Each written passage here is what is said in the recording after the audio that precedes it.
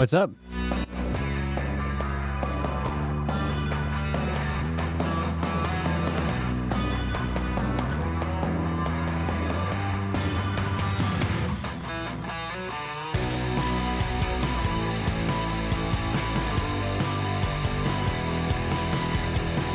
What's up, losers?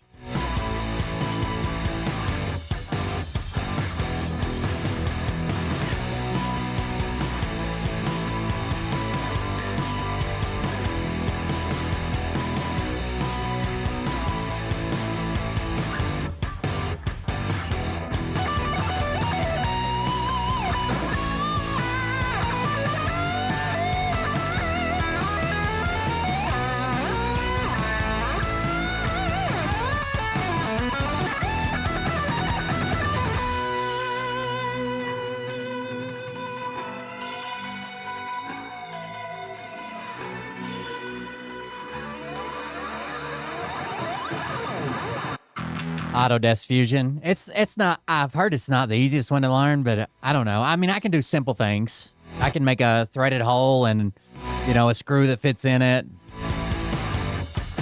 I'm not real good. I don't know how people make like, I don't know what program they use. Like if I wanted to make like a teddy bear, like there's no fucking way. Like a bubbly, like soft, all my things are like well-defined, squared edges, shit like that. I can do most of that, but like organic things, I would have no idea.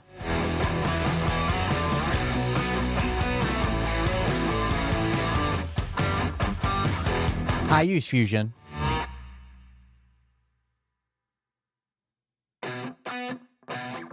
What you think about when you're born into a fire. But again, I make very like squared things, right? Like mechanical things, like holders and shit like that. If you want to make like a character or organic or like bodies, there's got to be a different program for it. Like when my son wanted to, it was like an animatronic costume. It was like a bunny rabbit, but it was like an old, like fucked up looking animatronic from Five Nights at Freddy. Like, there's no way I could make that. Mine have to have like straight sides, parallel stuff, like non-organic shapes, I guess. That's a good example. If you were going to make like a realistic looking tree, there's no way I could make that. But if I made a tree model, I could do that.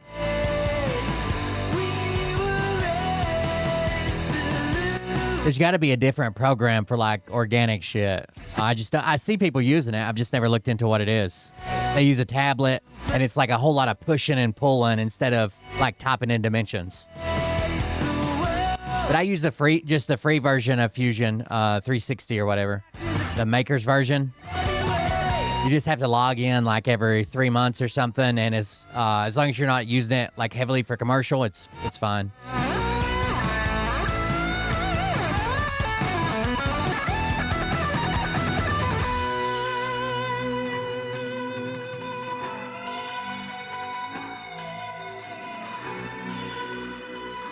And if there's something special you need, like if you need to make threads for a part, there's usually someone that's made like a thread generator, and you download the thread generator, you put your size, your pitch, and all that stuff, and it makes it, you can make it without that, but it makes it a lot easier when someone's made a generator for something more complicated.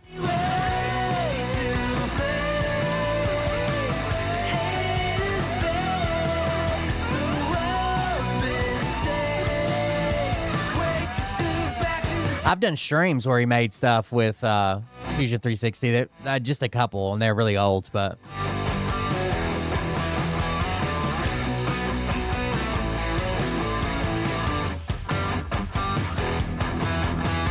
I could probably make about anything mechanically now on Fusion. I even made a little model 2-cylinder motor that rotated and everything, but it takes time to get used to it. Everything is sketches, and then your sketches turn into extrusions. That's it. And make sure that when you do your sketches, don't just, like, let's say you're going to make a circle. Don't just make a circle and say, oh, that looks about the right size, and then make a circle smaller than that because you're making a ring, you know? Put in parameters. So when you make your circle, and let's say it gets to like 29.7 millimeters, and you're like, that, just go ahead and type that in, 29.7. Make hard parameters for all your shapes.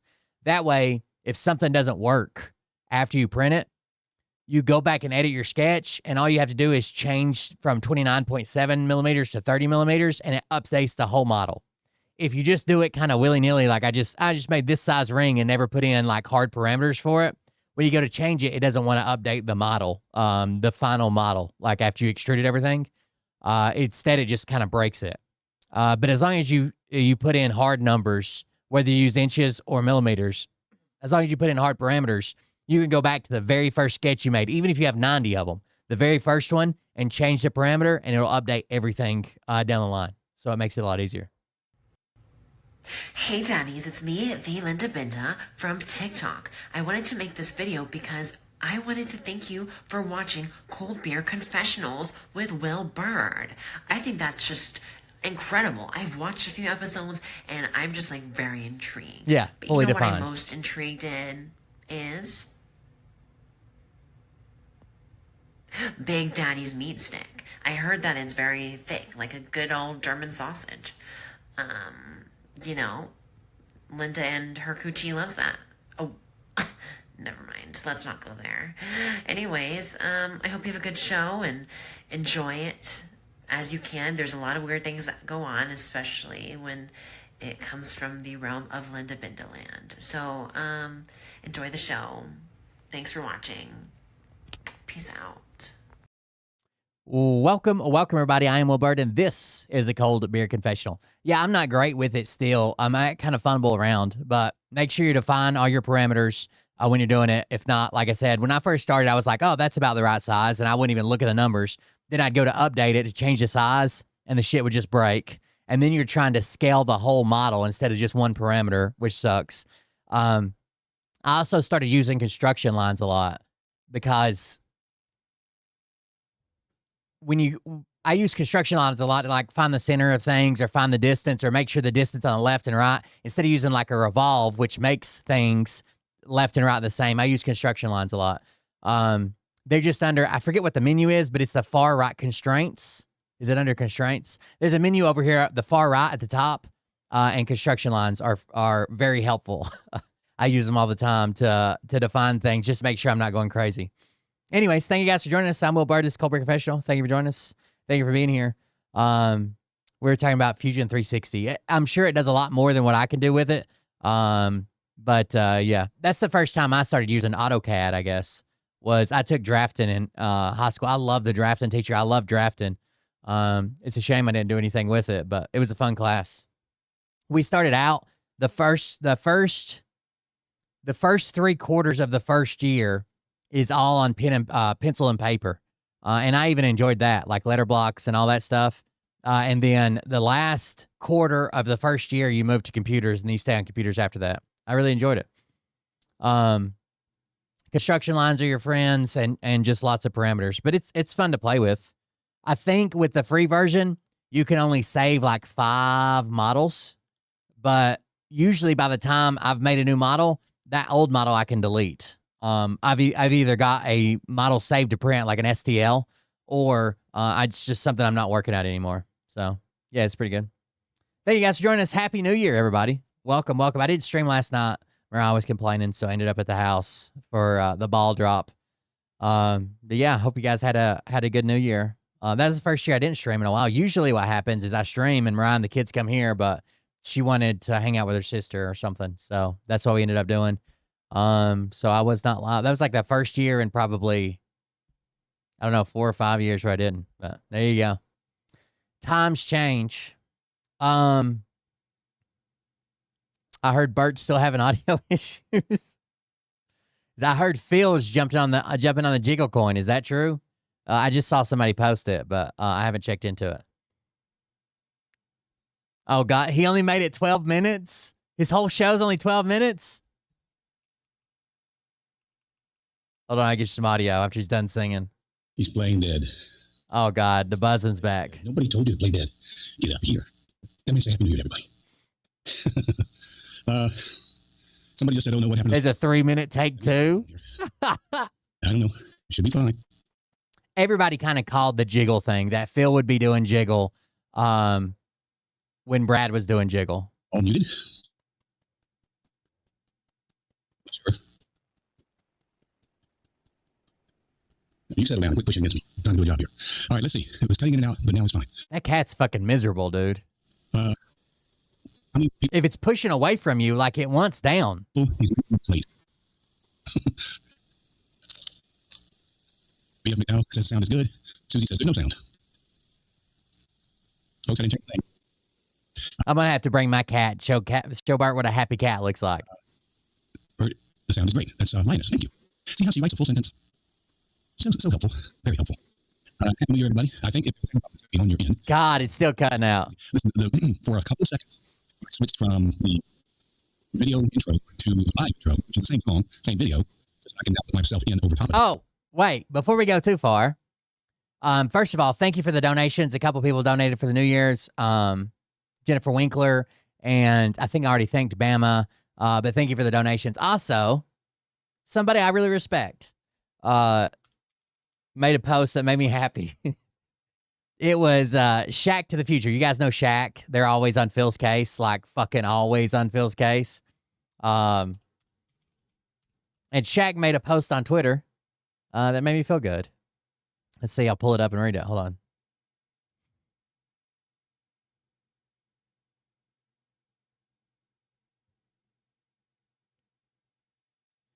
Checked out Phil's new jiggle scam. Blah, blah, blah, blah, blah. All right, so Shaq to the Future posted, is this the part of the story where we all just admit that Cold Beer Confessional has been right about the entire time? Happy, and then it says hashtag Epstein Files. Then someone said, Shaq, what did Cold Beer say?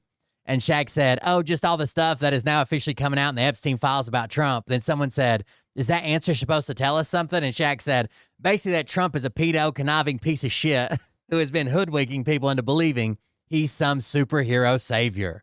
So I felt good about that. Thank you very much, Shaq. Yeah, Trump's a piece of shit. I just woke up before other people woke up. But yes, Trump is a fucking gigantic piece of shit. There was a short delay because of a button I forgot to push. Mostly because I spent too many minutes during the intro chasing this cat around the house.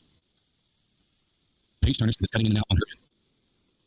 She's asking, And Shaq will probably take heat for posting that because even the people that follow Shaq because of the Phil stuff, they're still fucking Trump brainwashed. Anybody else having that problem, or is it just her?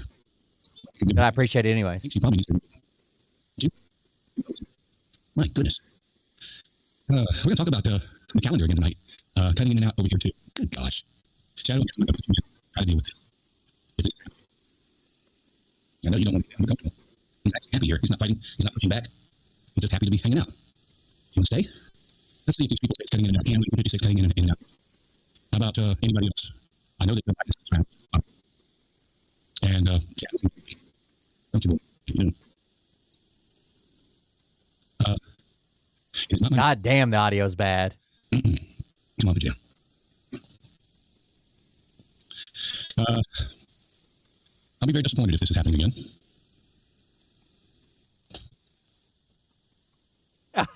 I'd be very disappointed.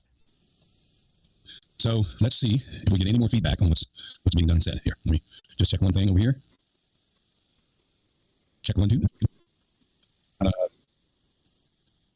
I could make it louder if you guys want me to, but I'm getting a lot of feedback. So there's just 3 in here, so I need a little more feedback from people that are good or bad. If it's good, say so. If it's bad, say that. Yes. So, by the way, the news is now reporting it was bad when they were reporting that the DHS or whatever, or HHS, I guess, was stopping payments to Minnesota, child care payments to Minnesota. Now they're reporting that they're stopping child care payments, reimbursements, and payments for the whole United States, all 50 states, until they get to the bottom of this. That's exactly what I told you. They'll make it harder. They'll make it worse, and people will struggle. It's the same thing when they fucking Doge came in, right? Doge came in and stopped all the fucking food we were sending overseas and people and medical care and shit. They were burning food rations to get to the bottom of the fraud.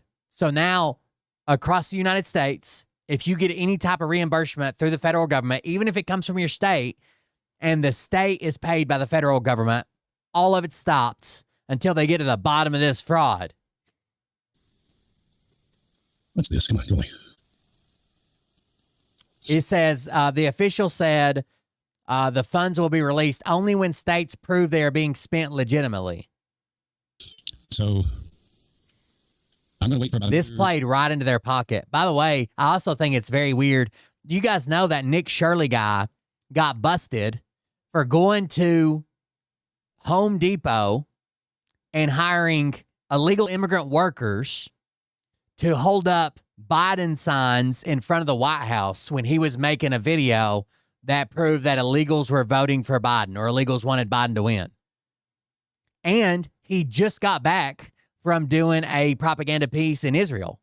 And we basically know who paid for that travel and all the expenses there. a minute for some input. The sound is cutting in and out. Page turner.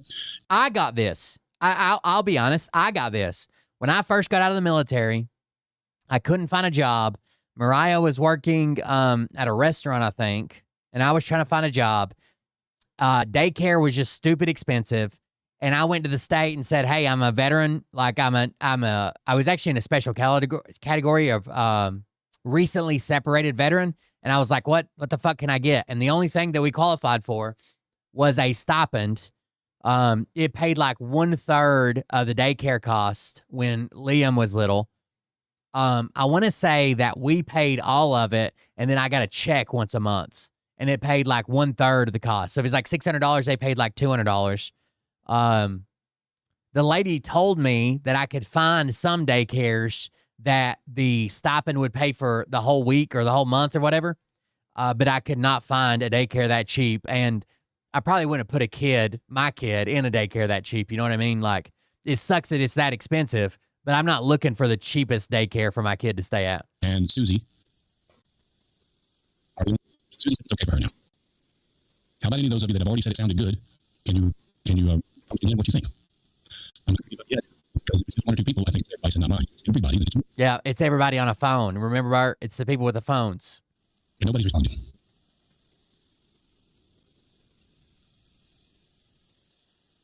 Maybe if I debate with you whether or not this microphone is round or flat, people will start getting involved.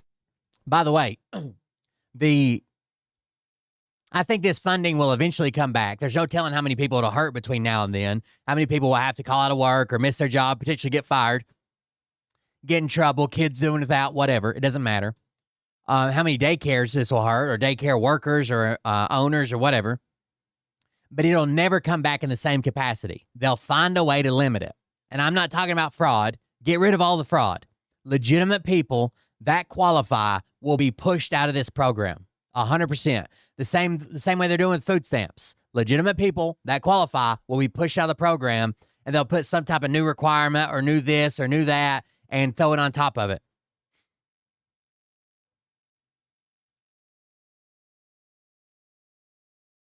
Oh shit, did it just freeze? I thought it was, oh, there. Maybe if I debate with you whether or not this microphone is round or flat, people will start getting involved. Wonder where Bert gets his hair plugs at. It's not froze. The video's still playing. It's just, I guess Bert's fucked. Oh yeah, it's going to go out for a minute, it looks like. Okay.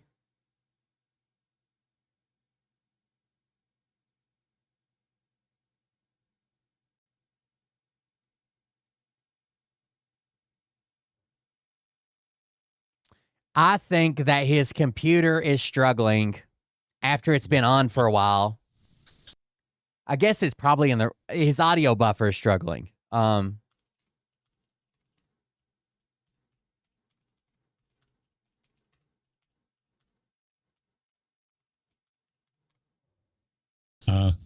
just can't do it all by myself and always be on time. Just can't. So usually, I'm not saying this is a definite. Usually, audio buffering is handled in temporary memory on a computer, which means RAM. And usually when you get budget computers or whatever, like you're not getting a gaming PC, you're not getting a fucking a PC for like a fucking architect or, you know, one to do like fucking drafting on. You're getting like a regular fucking computer. They usually cheap out on RAM. It's usually low levels and it doesn't function very fast, right? It's slower RAM, less RAM and slow RAM. Usually audio buffering on a PC is processed to the RAM. And Bert's got like 3 fucking cheap ass computers. Unless everything goes exactly perfect, I can't hit a deadline. I just can't. I've told you guys that over and over. Now I just lost everything. What the heck just happened? Oh, that's cool. Yeah, my family's about quit drinking sodas. I still get one when I go out. Liam carries one of those water bottles that you drop the little flavor pod into. I forget what they're called. I drink flavored water with this Mio Energy. Mariah drinks water. We've about quit drinking sodas. I guess you guys aren't there. Cuts out a little at times, but not terrible. Well, I've lost the signal to everything now. It's all gone. Oh, signal's down. No signal. I got here it is. It just came back. Know what's going on? It's not me. I'm not touching the thing. But your back and sound is good on my end. We are here. Black screen for about I lost it too. I didn't even think that was about. It's rumble. It ain't me because I'm sitting here with not touching the thing, not even the mouse.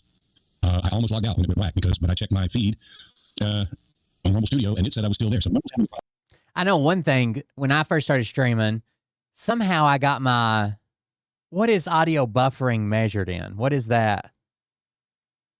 Hold on. Let's see. This hertz. So the sample rate for audio buffering is measured in hertz. So I'm at 48 kilohertz. There's a setting in Windows for your microphone that you also have to set. And if they don't match, like if you put one on like 42 and one on like 48, it fucks your audio up just like this. First of the year glitches. I'm looking at my Rumble feed on Rumble Studio. It looks fine. It's incredible. But now I don't know about when the image came up, that was something Rumble did, not me. It's back on now. Yes, sir. Rumble, not me. Audio did excellent. Whatever Rumble just did, cleared it all up because they went off the air. Whatever Rumble did, fixed it, guys. Come on. Sound is not good. Let's go. All right, we're logging out. I'm going to log back in. So you got 5 minutes. I'm sorry. All right, let's do take 2. Take 2. How good is this one? One of my patients came to me worried about this shampoo he'd seen on. This is studio TV studio quality. Isn't that what he said? Your smile looks different. And you're watching on a fucking cell phone. Imagine not being able to put out a watchable show and then complaining how people watch it. Like me. I have a new idea. Now listen, I've only been a investigative journalist for about 5 minutes ever since I came up with this idea. But you know how they're going around to the daycares and they're checking to see if kids are there, right? And then they're yelling like, that's my tax money. This is fraud. How many people claim their kids on their taxes? Right? Right? Everybody claims their kids on their taxes, and they should be paying that tax money, not getting that fucking tax credit. So let's start going to everybody's house, one by one, and demanding to see their kids in their home. Are they really there? Who the fuck knows? Right? You can just tell me they live there. I say we get to the bottom of it. You won't let me in your house? You want to look in your kid's bedroom? What do you mean it's 3 a.m.? Your kids don't sleep here?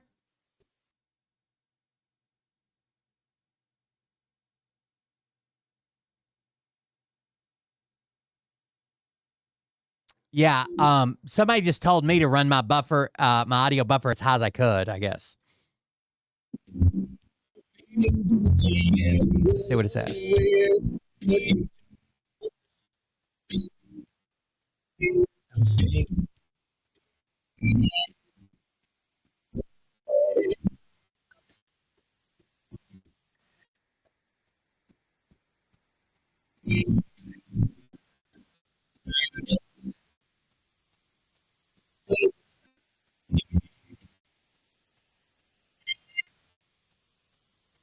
Audio bit rate 256.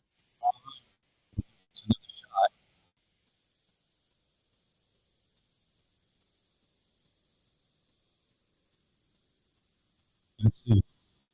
It's much better now, Bert. You got it. That's exactly right. I want to see your kids in your home. You're telling me you're raising 4 kids in this motherfucker? Let's see them. I'll count.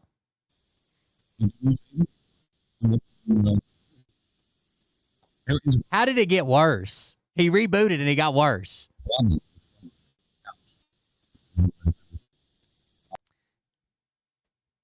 People are hailing Nick Shirley as like this fucking amazing journalist. The motherfucker didn't even know that every daycare in the state is fucking locked during the day. A reporter he's like, shouldn't they have reception or something? They're like, no. School shootings, you fucking idiot. They don't let anybody in the building. They're all locked. And he's like, well, still, they can't give me information.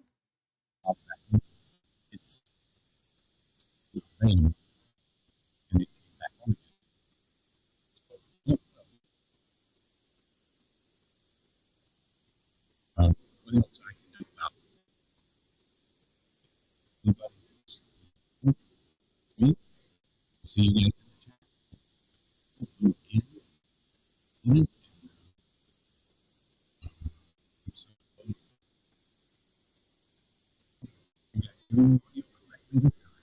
Right, like syncing up the more, you're talking about extra sources, like trying to sync up all the different sources. My old microphone and camera didn't want to work together.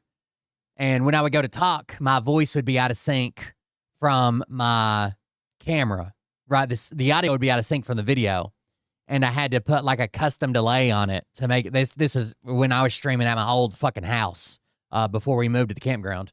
I had to have a weird thing on it, but I also had a shittier computer and stuff like that. Something was bad.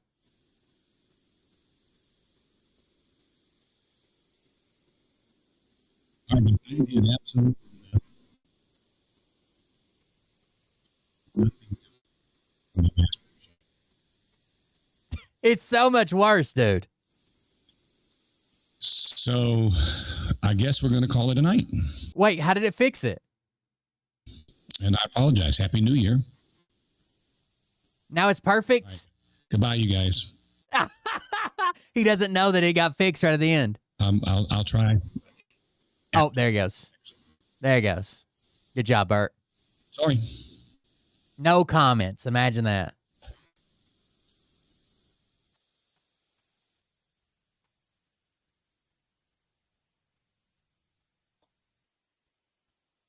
It's the war on Christmas. I think that's what did it. Have you guys been keeping up with the Coast Guard trying to chase down an oil tanker? And now they've broke off pursuit. So for 10 days, the U.S. Coast Guard was trying to chase down an oil tanker they saw in the Caribbean. And they accused it of bringing sanctioned oil from Iran. So as soon as the Coast Guard saw it, it was a couple miles out. They scrambled boats and started following it to overtake it. Then we're just following them for a few days. Like eventually they got to pull over. They don't. They scramble the crew and they paint Russian flags. They're not flying under the Russian flag. They're not flying a Russian flag. They paint Russian flags. Here, just watch this. The U.S. Coast Guard has been chasing an oil tanker for the past 10 days, and the people in the oil tanker just did something so insane that made the U.S. Coast Guard turn away. If you don't know, for the past 10 plus days, the U.S. Coast Guard has been going after the oil tanker Bella 1. They've been chasing it for quite some time. The crew on board the vessel went to the side of the ship and started painting Russian flags. Right on the hull. Like, they're not flying a Russian flag. They started painting a Russian flag. And so the U.S. Coast Guard just went, nope. and just turned away. If you don't know, Bella 1 is currently under U.S. sanctions because it allegedly transported oil from Iran. And the boat itself has been on the run since December 21st. As it entered the Caribbean, the U.S. Coast Guard saw it. They were about a mile and a half away chasing it. It turned around and then kind of left. So why paint a Russian flag on it? Well, it actually complicates the entire thing, because if it was a ship that could be seized, it's, you know, they can go after it, they can board it. But by them putting a Russian flag on it, they claim Russian protection. Because remember, under maritime law, a ship that's on the high seas is considered sovereign territory of whoever's flag they're currently flying. And if the vessel is considered a part of Russia, the U.S. cannot board it or seize it in international waters unless a few different exceptions apply. We're talking about piracy, human trafficking. I don't know as much about audio as I probably should. I know more about video and streaming, but I don't know as much about audio as like somebody like you. Stateless vessels, things like that, because boarding a Russian flag ship without legal authority would be treated as an act against Russia itself. And that's where the U.S. is just like, no, we're out. So the question is, we don't want to piss off Putin, right? Is it actually? We don't know if they're validly, if they've talked to Russia, they've been speaking to Russia, Russia's got some kind of deal with them or something, blah, blah, blah, some shit like that. But we don't want to chance it either, especially with Trump at the helm. He's buddies. Russian ship? Or are they just playing this card? What do you think? The U.S. Coast Guard. They could have, technically, they could have contacted Russian diplomats and asked for some type of protection, and Russia could have agreed and said, yeah, paint our flag there. You're now flying under our colors. We don't know. We have no idea. I want to check out some more news because I've been kind of out of it the last couple of days. Putin gave his New Year's. Oh, and then we're going to talk about the biggest fucking company, goddamn cocksucker. Like, I'm not one of these people that's like, fuck the company. You know, everybody should own the means of production. We're going to seize the power, blah, blah, blah. Like, obviously, there's like people who invest money and take a chance, and they should probably be rewarded more than just some guy who's working an entry-level job, right? But I found the biggest company bootlicker, and it's something I actually know about. Like, if you guys don't know, I used to work out of town at power plants. That's what I did. I was a jet engine mechanic, a turbine mechanic, a millwright. That's what I did. So it's like something in my realm, and these workers are being fucked over, hardcore fucked over. And this fucking bootlicker on TikTok, which we've talked about before, he's like anti-Mr. Global guy in the oil and gas industry. He's like, well, if you don't want to work, then show up on time. Just wait. It's a good story, but we're going to check out some news first. Speech? And it's hilarious. What's up, David? Happy New Year, man. Break it down for you. One part states, of course, each of us has our own personal, special, unique plans talking about what they're doing for the New Year's, but they are all inseparable from the fate of our homeland and from the sincere desire to benefit it. After all, we are together, the people of Russia. This is a classic wartime unity narrative. In reality, the Russian society is beyond fractured. Hundreds of thousands of Russians have actually fled the country to avoid going to war, some of them dealing with censorship, others with economic collapse. One of the biggest pushbacks Putin got since the war's kicked off is when he started trying to recruit some of the oligarchs' kids and relatives into the military. Putin then congratulated all of these soldiers inside the quote-unquote special military operation, saying, quote, I congratulate all of our soldiers and commander in the upcoming year. We believe in you and our victory, adding that you have taken on the responsibility of fighting for your native land, for truth and justice. Millions of people across Russia, I assure you, are with you on this New Year's Eve. They are thinking of you, worrying about you, and hoping for you. Russian forces are fighting almost exclusively outside of their own lands, with Ukrainian cities, infrastructure, and civilians all being the primary targets, in which these Russian soldiers continue to do war crimes every single day. I also think it's funny that he says that millions of people are with you, because realistically speaking, the public support is manufactured through the state media dominance. You know this, right? You know this. But remember that if you actually... Speaking of the Russian war, have you guys seen the hand-to-hand combat between, is all recorded on GoPro, where it ends up getting down to fucking knives? Have you guys seen that? It's fucking horrible, dude. I couldn't imagine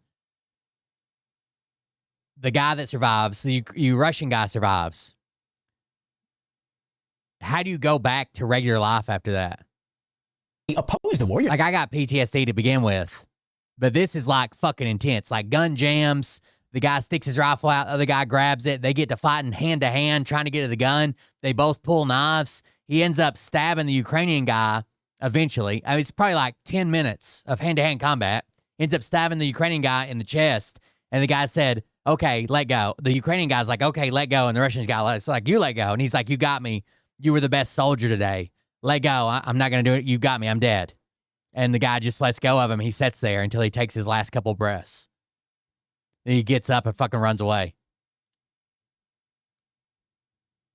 Jail, your family's taken away, your stuff taken away, your money taken away, and or you're thrown into the front lines. He says that the strength of our unity determines the sovereignty and security of the fatherland, its development, and its future. Russia's security has worsened since the start of the war. NATO expanded, being even further in Russia's border, which is funny because they didn't want that, and their war actually caused it to expand because these countries were never going to join until Russia invaded. Let's also add in here that this is the best propaganda for NATO there is, right? Russia fucking with its neighbors, and those neighbors want to join NATO.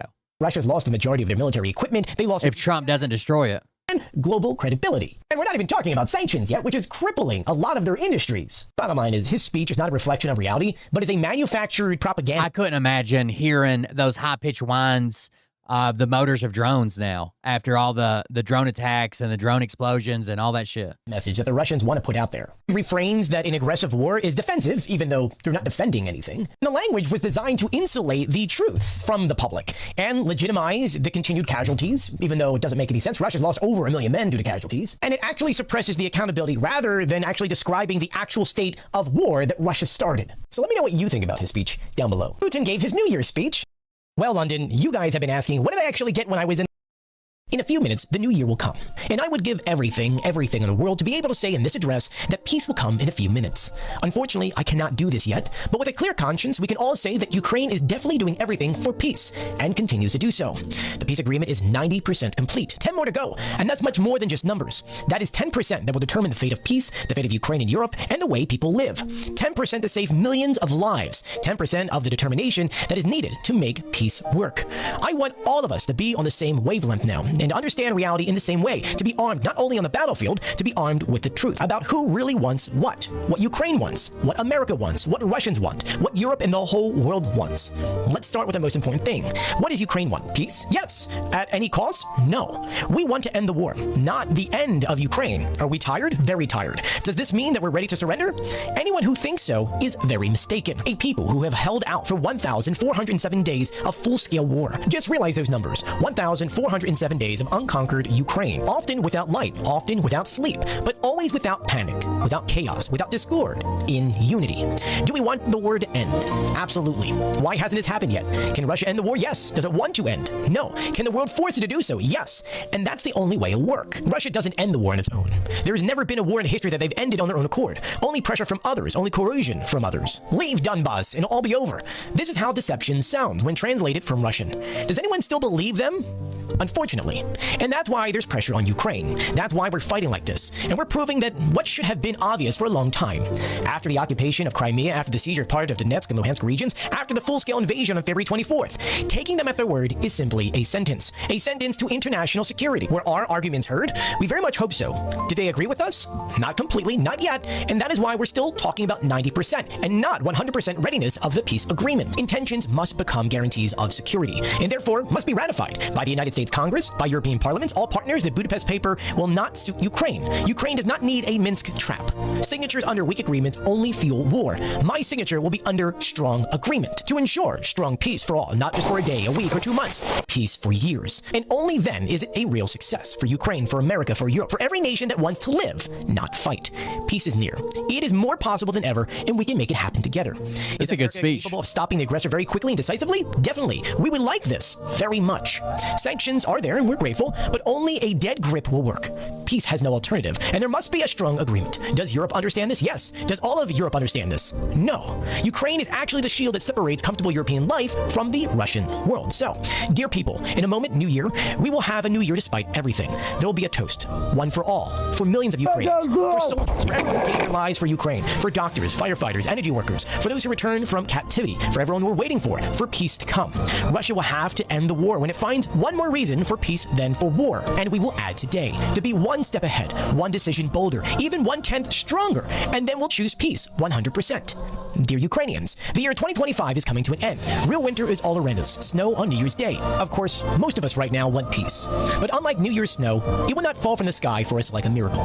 But we believe in peace, and we fight for it, and we work for this. And we'll continue to do so, because we really want in 2026 for there to be silence in the sky and peace on earth, for warmth and light in our homes. And not 170, but all 220 as it should be. For all of our people to return home, from the front, from captivity, from occupation. For us to be, for Ukraine to be. That wasn't a bad speech. That was pretty good.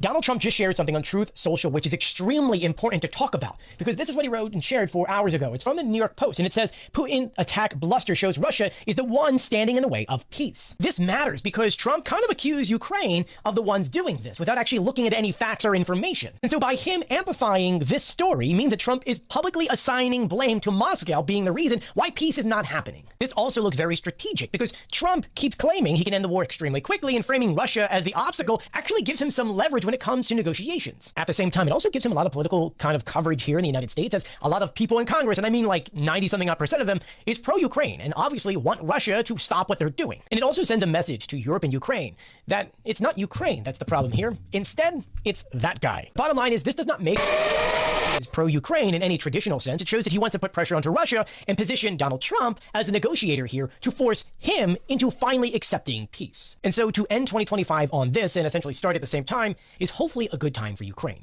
But let me know what you think about this in the comment section below. Donald Trump just shared something on Truth Social, which is extremely important to talk about, because this is what he wrote and shared 4 hours ago. In my last video, I just want to say thank you. Over 500 million of you have tuned in 2025 alone to come to me and see your news. Russia swears that Ukraine tried killing the president of Russia, Vladimir Putin. Oh, yeah. I think this is a lie. And then Trump repeated it. And they're like, our own intelligence is not even confirming this drone strike. And Trump's like, well, Putin told me. So, yeah, I think it happened. Like, it was fucking crazy. And today, 3 days later, they brought some receipts. But I will tell you, nah, this still didn't happen. If you don't know, after the meeting between Donald Trump and Putin, it was revealed suddenly that Ukraine tried killing the president of Russia, sending 91 drones towards the Novograd region near President Putin's residence. What's actually the palace. And every single one of those drones were bravely shot down, saving the Russian president's residence. And it just so happened to conveniently happen during a time in which peace talks were the closest it's ever been. Now, at the time, there was no evidence of this, and every country actually has satellites pointed towards Russia and can actually see the movement of said drones. And funny enough, even the Russians themselves earlier in the day rebuked this statement, and the Russians on the ground who actually lived in the area said they never got any drone warnings, nor did they hear any explosions. That aside. And now today, Russia released this, showing proof. This, yes, Ukraine. They did this. But there are a few different holes still in this story that Russia has taken now 3 days to create. Russia did not explain how it knows that the drones were targeting his own. I heard there's an AI video. Explain why Ukraine suddenly out of nowhere decided to send 91 drones to one house.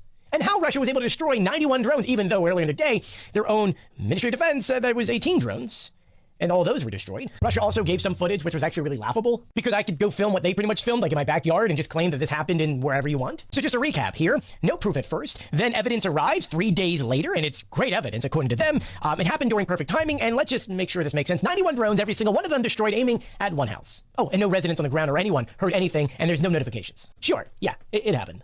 Russia swears that Ukraine tried killing the president of Russia, Vladimir Putin, and today, 3 days later, they brought...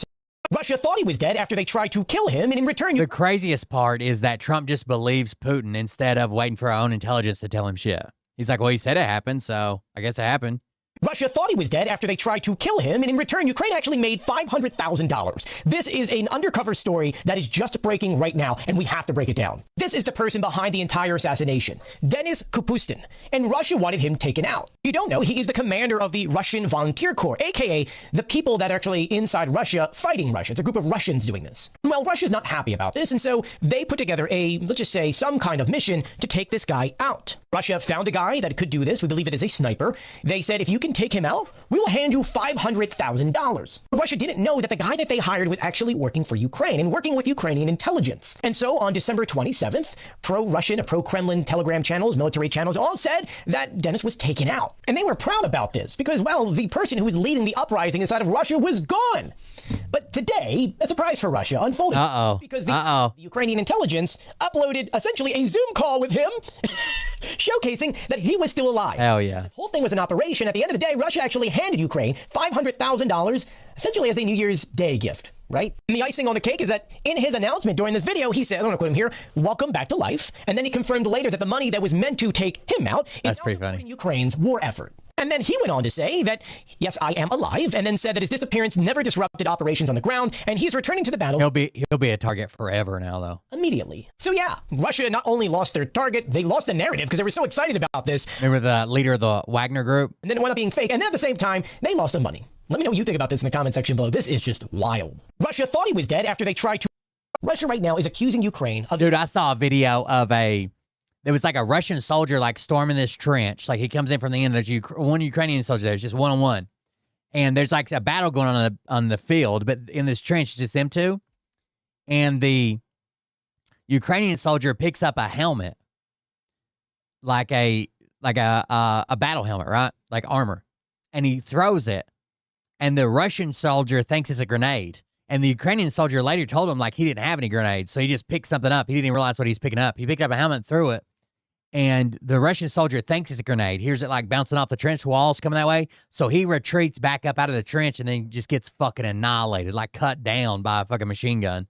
A deadly New Year's Eve strike on a hotel and a cafe in occupied territory. This was in Kherson. And according to the Russians, which we don't have any information coming from Ukraine, the Russians claim that Ukraine had launched 3 drones into this hotel and into the cafe. And at this very moment, 24 people have lost their lives and 50 people were injured, including a child. At this time, we have not been able to verify that this was a legitimate attack on this hotel and cafe aimed at civilians. We are unable to. I tried looking up all the drone patterns from last night. There is no credible information that Ukraine had specifically targeted this hotel and cafe with 3 drones. What I can tell you is this comes at a time in which timing matters. With peace plans now 90% complete, Russia is trying many different things in order to essentially get Donald Trump back on Russia's side. And the physical actions from the Kremlin side kind of do confirm this, with Russian officials jumping on this immediately, with top Kremlin officials saying the strike proves that Russia's war goals are justified. It comes in the same time in which Putin was trying to claim that Ukraine was trying to take him out or attack one of his residents. In which in that one, Ukraine said that was a fake attack and European leaders agreed, and actually Donald Trump agreed as well. After last night on Truth Social, he retweeted in your Post article, essentially saying that this fake ploy was a ploy for, well, Putin to delay peace. This aside, we need to wait until we can actually verify Russia's claims here.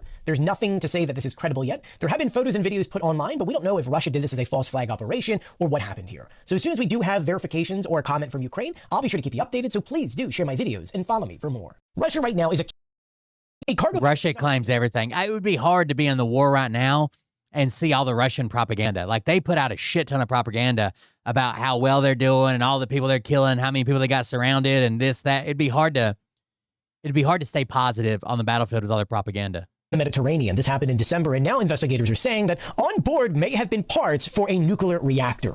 We have to break this down. If you don't remember, it was only in December when the vessel Ursa Major sunk. This is the actual ship, the Ursa Major, and it sunk right about here, roughly about 60 miles just off of the coast of Spain. You may remember our initial reporting on this last month, in which we saw that maritime officials had radioed the vessel saying, hey, is everything okay? Because the ship was going in weird directions. The crew said everything was fine, and then a few hours later, there was a mayday call. 14 crew members were rescued, 2 others were lost at sea, and then an investigation went underway. Well, according to a new reporting by the newspaper La Verdad, they are now saying that officials discovered 2 undeclared containers on board. These containers weighed roughly about 65 tons each, and now they believe that the cargo inside were linked to components for 2 nuclear reactors, allegedly headed to North Korea. The ship itself was a Russian ship, and the captain was interviewed, in which he said at that time there were 3 different explosions, all of which took place from external forces. But what makes this story kind of add up a little bit is that when the ship went down, the Russians declared that they wanted to be able to have control of the entire scene. It was the Russian military that ordered Spanish rescue vessels to withdraw from the area, and as the ship was sinking, the Russians then put flares into the sky to watch the thing sink. But in close... So like when I was overseas, we didn't see a whole lot. Like every once in a while, I'd see somebody get fucking Allah Akbar'd on like a video or some shit, or like a video, like a hostage video, but it wasn't like shoved down our throats like social media. Like it wasn't like the Iraqis were like, had all this fucking propaganda about how we were losing and they were kicking our asses and fucking... It was very rare to see some of that stuff. We'd hear stories, but it was very rare to see like all the propaganda like Russia has now. This very moment, Spain turned over all the findings they had on this vessel going down, so we may not actually know what was on the ship. But what we do know is North Korea is building nuclear submarines, and many believe that it's possible that these parts were headed to North Korea to help out North Korea's submarine program, in particular, the nuclear submarine program. That's interesting. Let me know what you think about this in the comment section below. I'll be sure to keep you updated, so please do share my videos and follow me for more. A cargo ship sunk in the Mediterranean. The United States was just asked for a major favor. And it's interesting because it comes at a time in which the U.S. Coast Guard is aggressively going after a ship in the Caribbean, the Bella 1. In case you don't know, that ship is transporting illegal Iranian fuel, which is currently under sanctions. That ship randomly drew a Russian flag on board, which kind of made the ship untouchable. And right now, Russia is asking the United States, hey, could you not go after that ship? Please, do not go after that ship. This is what the New York Times is currently reporting on, and it's being reported by many sources, including Reuters. According to their two sources, they said Russia made the diplomatic request as Trump is trying to seek a broader peace deal between Russia and Ukraine. You're probably asking yourself, well, why would the United States be going after said ship? Well, the ship itself did not have a flag on it. And so in international waters, yeah, the U.S. could pounce on that ship and kind of lay claim to it. Because according to maritime law, a vessel without a clear and legitimate nationality can be treated as a stateless ship, which means that you can kind of take it over or seize it. But now, since the ship put that flag on there, which was super suspicious, and now that the Russians are asking pretty please don't do it, it looks like the United States will not be pursuing taking this ship. Granted, at this time, we have not heard from the Pentagon, the Coast Guard, or the White House on this matter since it was just delivered, this plea, just yesterday. But let me know what you think should happen here in the comments section below. To me, it's quite interesting, and I still think that you just painting a flag on a ship doesn't necessarily make it that country's ship. And the other question you should be asking is why suddenly, out of nowhere, is Russia asking the U.S. to do this? Let me know in the comment section below. The United States was just asked for a major... Trump is angry with Vladimir Putin. This is probably the last one. Caught in a lie. If you don't know, the other day after the meeting with Zelensky, Putin told Donald Trump that Ukraine tried to attack his residence in Novograd, Russia. Well, today, the CIA has confirmed that Putin was lying. According to the CIA, in which this information was released via CNN, it turns out there is no information to verify what Russia was trying to sell to Donald Trump. This information was relayed to Donald Trump via the CIA director, which is why last night, on New Year's Eve, Donald Trump retweeted a New York Post article essentially calling Russia out for fabricating this attack. What is verified is that after the accusation collapsed, Russia continued launching drone attacks into Ukraine into several residential areas, killing civilians and knocking out power for thousands of Ukrainians on New Year's Eve. Which makes you wonder, could Putin's own action, aka lying to Trump on the phone, actually bode well for Ukraine? Maybe Ukraine might get some extra weapons, potentially Tomahawk missiles. Trump is angry with Vladimir Putin right now because he was just breaking news out of Switzerland in which there was a fire that ripped through a New Year's Eve party. Oh, shit. At a resort. This unfortunately caused the deaths of about 40 people with about others injured. This happened at 1:30 a.m. their local time in the bar called Le Constellation in the town of Crans, Montana. This is a luxury Swiss ski resort town. According to officials, they said here that the fire spread extremely quickly, trapping a lot of partygoers inside the bar. The Swiss authorities dispatched everything they had. Ambulances, helicopters, search and rescue. Local hospitals are overran with people trying to treat them for burns. And at this moment, the exact cause for this fire is still under investigation. They have not released any kind of leads. Though officials did rule out terrorism, they said this has nothing to do with that, but they are examining how this fire started. The Swiss president says that this is one of the worst tragedies this country has ever seen, and Switzerland is now declaring at least 5 days of national mourning. As soon as we have any updates on this story, I'll be sure to keep you updated, so please do share this video and follow me for more. Heartbreaking news out of Switzerland in which... Damn, that sucks. What happened today is something that will be in the history books as one of the most successful operations ever made. And it's probably something you didn't even hear about because... I'm just catching up. When it really comes down to it, Russia completely got played. If you don't know, inside of Russia is a group of Russians that's actually fighting the Russian establishment. They're under the name the Russian Volunteer Corps. And well, for quite some time, Russian leadership has been trying to take out its leader. This is him here, Denis Kapustin. And well, the Russians thought they found a man who could take this guy out. Someone who we're assuming is a sniper. They said to the guy, if you could take this That's the same story we just heard, right? $100,000. That's right, $500,000. But what Russia did not know is that the guy who they had hired was working with the Ukrainian intelligence to not only fake the death of Denis, but also get the money and also get intel on the Russians, who's calling the shots, and a lot of information about them. And so on December 27th, this sniper took this guy out, That's right. got his money, and then contacted the intelligence forces of Ukraine to say, hey, it's fully underway. Remember, he was already working with the intelligence, and so when he took this guy out, they put together an elaborate scheme to make it look like this guy was gone. The Russians made a major announcement. It was politicized on every channel inside of Russia. Military bloggers are saying, look, we finally got this guy down. And then today, it was revealed, nope, it was all faked. And it's funny because Kapustin actually showed up in a Zoom call with the head of intelligence of the Ukrainian armed forces to prove that not only was he still alive, but there's a giant scheme, and now they've got all this information about the Russians, and that the $500,000 is going to be used to buy things to be used against the Russians. What happened today is something that will be in the history books as well. That is pretty cool. Pretty cool spin on it. All right, check out this bootlicker. So this is why companies, people like this, are why companies end up taking advantage of people. I'm going to let him tell his version of the story.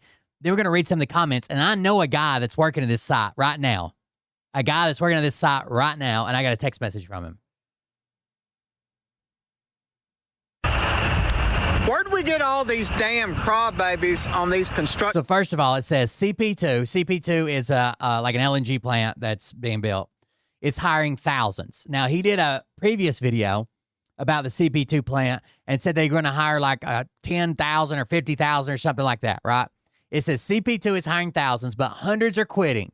$3,500 a week jobs, which isn't accurate. It's less than that, but because they can't get to work on time, which sounds outrageous, right? They can't get to work on time? What do you mean they can't? $3,500 a week and they can't even get somebody to show up on time? That sounds crazy, right? It seems like if you wanted a workforce and you were paying up to $3,500 a week, you could get Americans to show up and work, right? You would think. Let's see. Let's see how he spends it. Where'd we get all these damn crybabies on these construction jobs? You know that CP2 job I was talking about where they're wanting to hire 10,000 more people? Well, they've already got tons of them that's crying because they have to wait their... By the way, most of them are making over $2,000 a week, not $3,500 a week. Still good money. It's road money, right? You got per diem and hotels and food and all, you know, it's road money, but it's still really good. Turn to catch the bus in the evening. Now look at this. Now, what did he just say? They're complaining about catching the bus in the evening. See this line of people here? It's crying because they have to wait their turn to catch the bus in the evening. Look at that line of people. And so obviously they're being bussed in and bussed out of this plant, right? They're not allowed to drive or walk in or whatever. They're bussed in and bussed out. they've only got 4,000 people so far, but they're crying. They're claiming if they're not there in time to catch that 4:45 bus in the morning, that they won't make it to work in time at 6:30 a.m.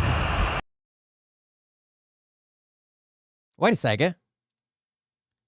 They've got to be there at 4:45 in the morning to catch a bus to clock in at 6:30. So even if you're being honest about your video, you're telling me they have to be there 2 hours early before they're getting paid to catch a bus into the plant? Well, all I can tell them is get up fucking earlier and be there waiting for that damn bus if you want to get paid.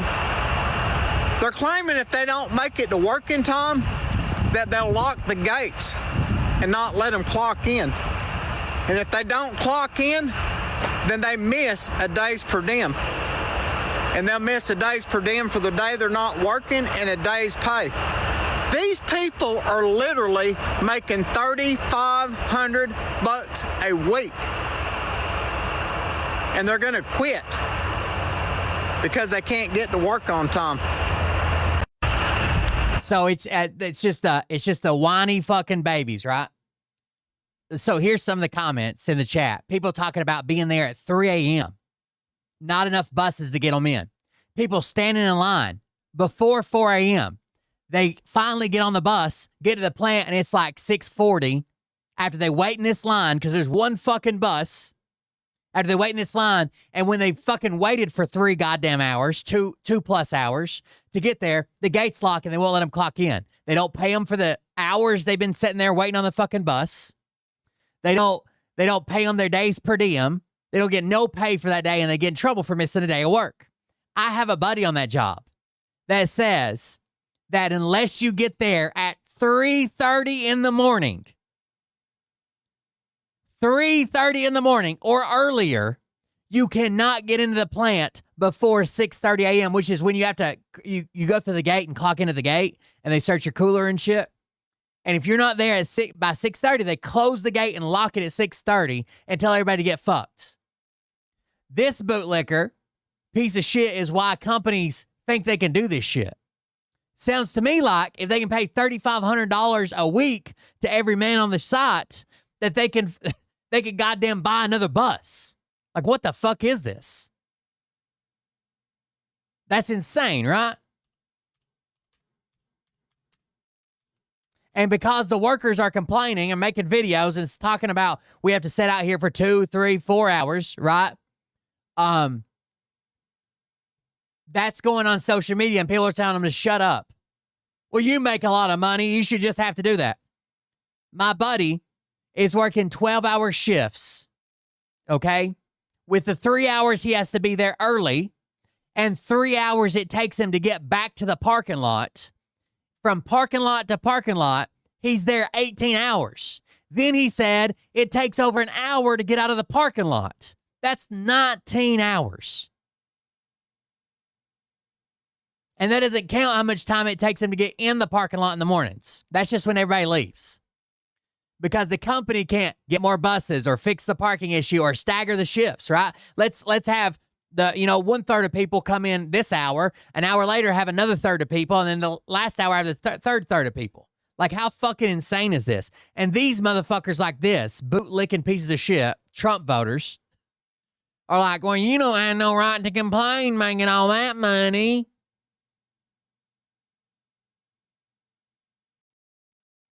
It's in Cameron Parish. Cameron Parish, plant number 2. It's a LNG plant. It's in Louisiana. It's not supposed to be done until 2027.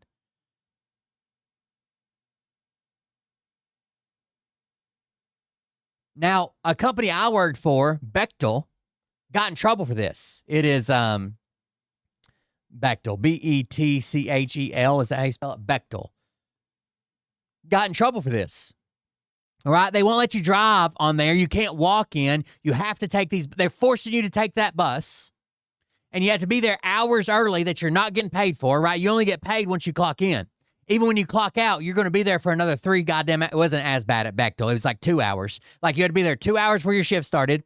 After you clocked out and stopped getting paid, you would not be back in your personal vehicle for 2 more hours, right? And we were working 16-hour shifts at some of the job. That's 20 fucking hours of the day.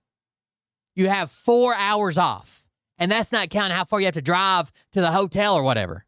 They got in trouble and sued and had to settle with everybody on site. Even people that they fired and ran off ended up getting a check. Like, this is fucking insane.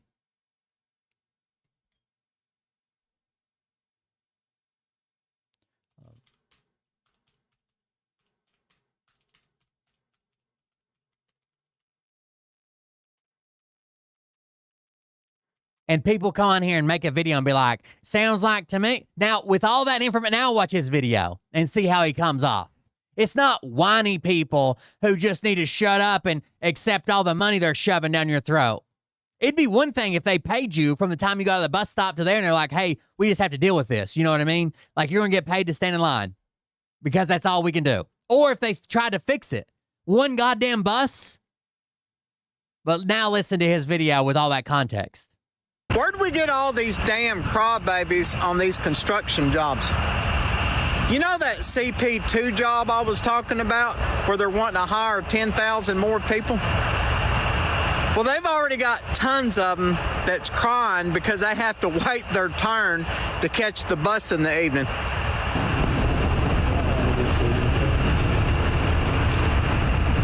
They're crying because they got to wait their turn to catch their bus in the evening. We've only got 4,000 people so far, but they're crying. And the reason the company feels empowered to do shit like this is not only people like him, but other people would be like, I don't care if you fuck me over, blah, blah, blah. And then they get there and they fucking hate it. Or they're not good at it. Or they don't know what the fuck they're doing, right? Because good workers will load their shit and drag a job like this. There's other jobs that pay big money. You don't have to be treated like subhuman to make this type of money. What's up, Kiss Off? Happy New Year. Claiming if they're not there in time to catch that 4:45 bus in the morning, that they won't make it to work in time at 6:30 a.m.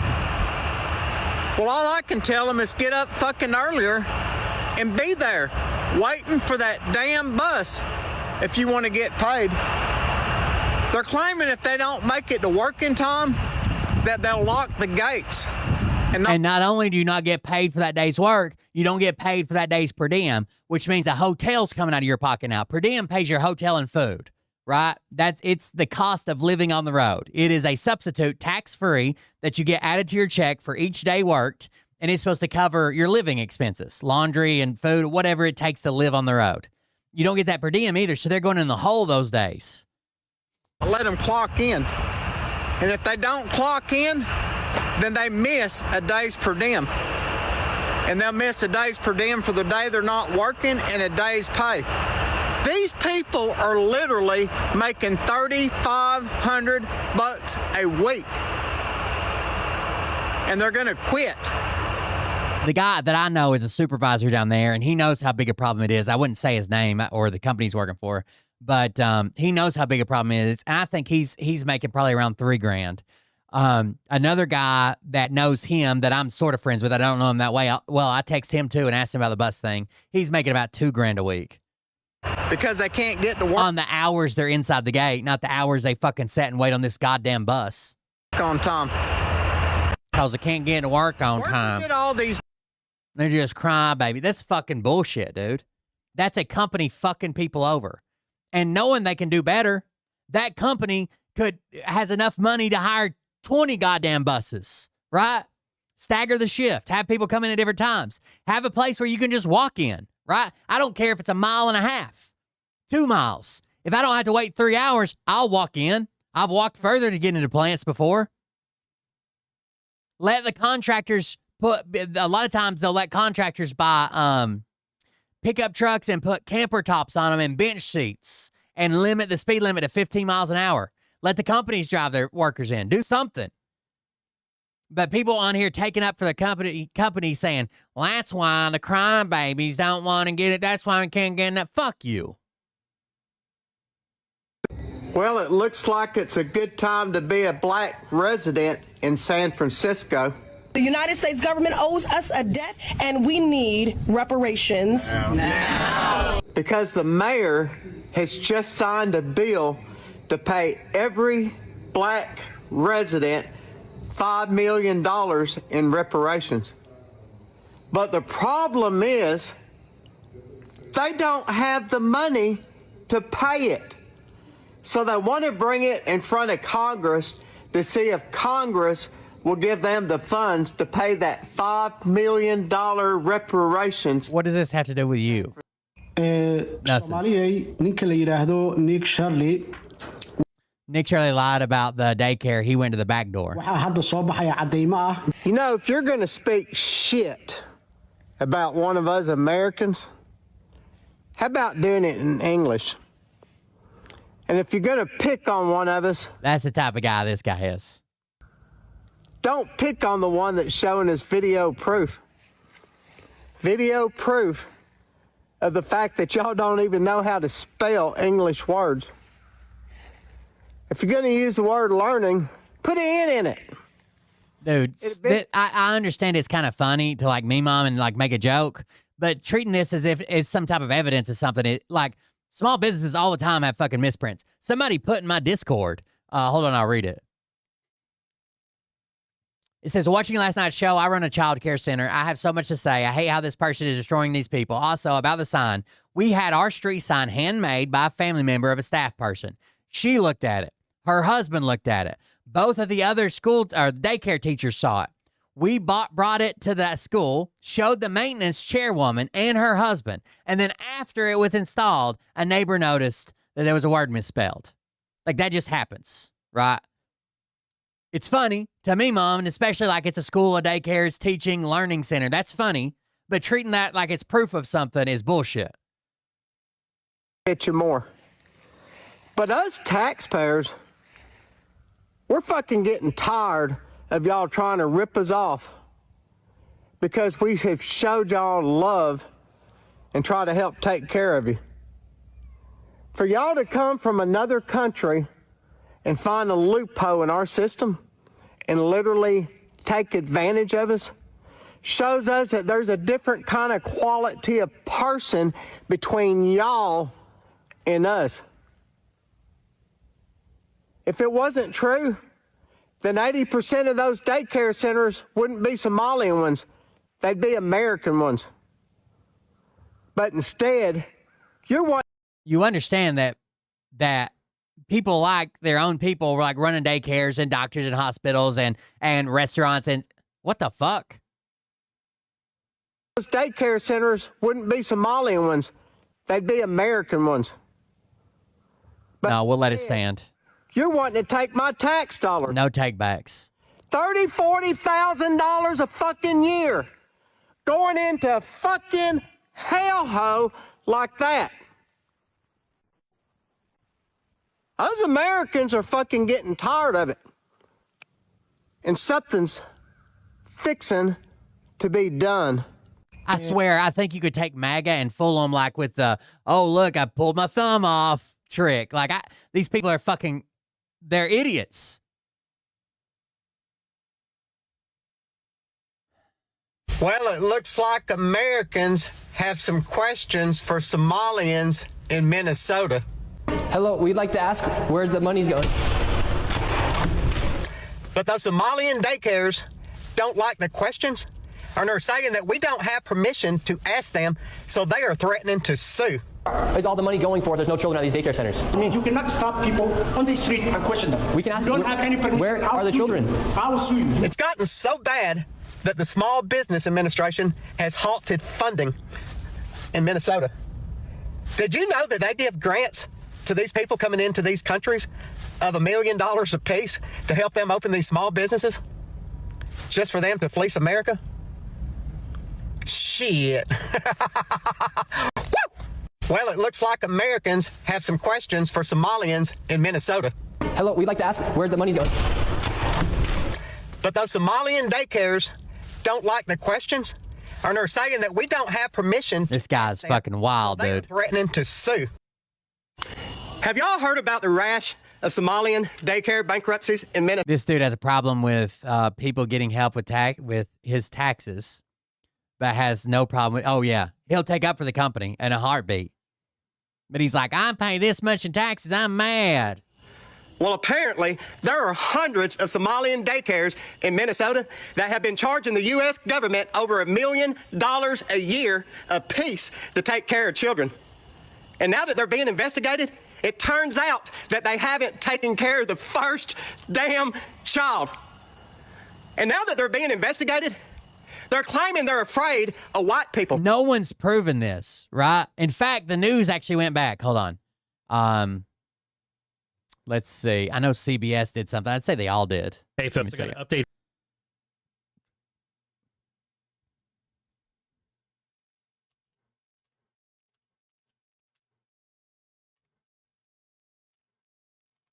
They even confronted Nick Shirley.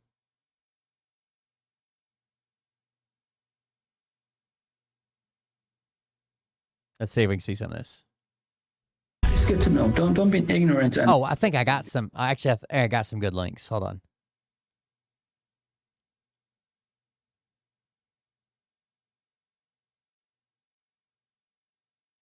Hey, Nick Shirley, you have an answer for this one? Take a look at what this actual journalist uncovered about Nick Shirley's story. They'll never give this a bit of attention, right? This doesn't fit their narrative. They've already said exactly what they need and what they know, and they hate these people, and they're getting $1 million, and the government won't give me any money. I got to show up to work 4 hours early to catch the bus. Really? You have an answer for this one? Take a look at what this actual journalist uncovered about Nick Shirley's story. I'll break it down piece by piece. All right, we've arrived to ABC Learning Center. In a now viral video, right-wing YouTuber Nick Shirley claims nearly a dozen daycare centers in Minnesota are taking public funds but not providing a service. He says ABC Learning Center is one of them, knocking on the door in mid-December. I would like to check a child in the daycare. Hassan says, by the way, someone pulled a screenshot from his phone when he had it out at an angle. It was 1:05 when he was visiting these first couple of things, and we know that a few of them he went to didn't open until 2, so he's there an hour early. Employee didn't respond because Shirley was in a group of about and he blurred their hours on the door.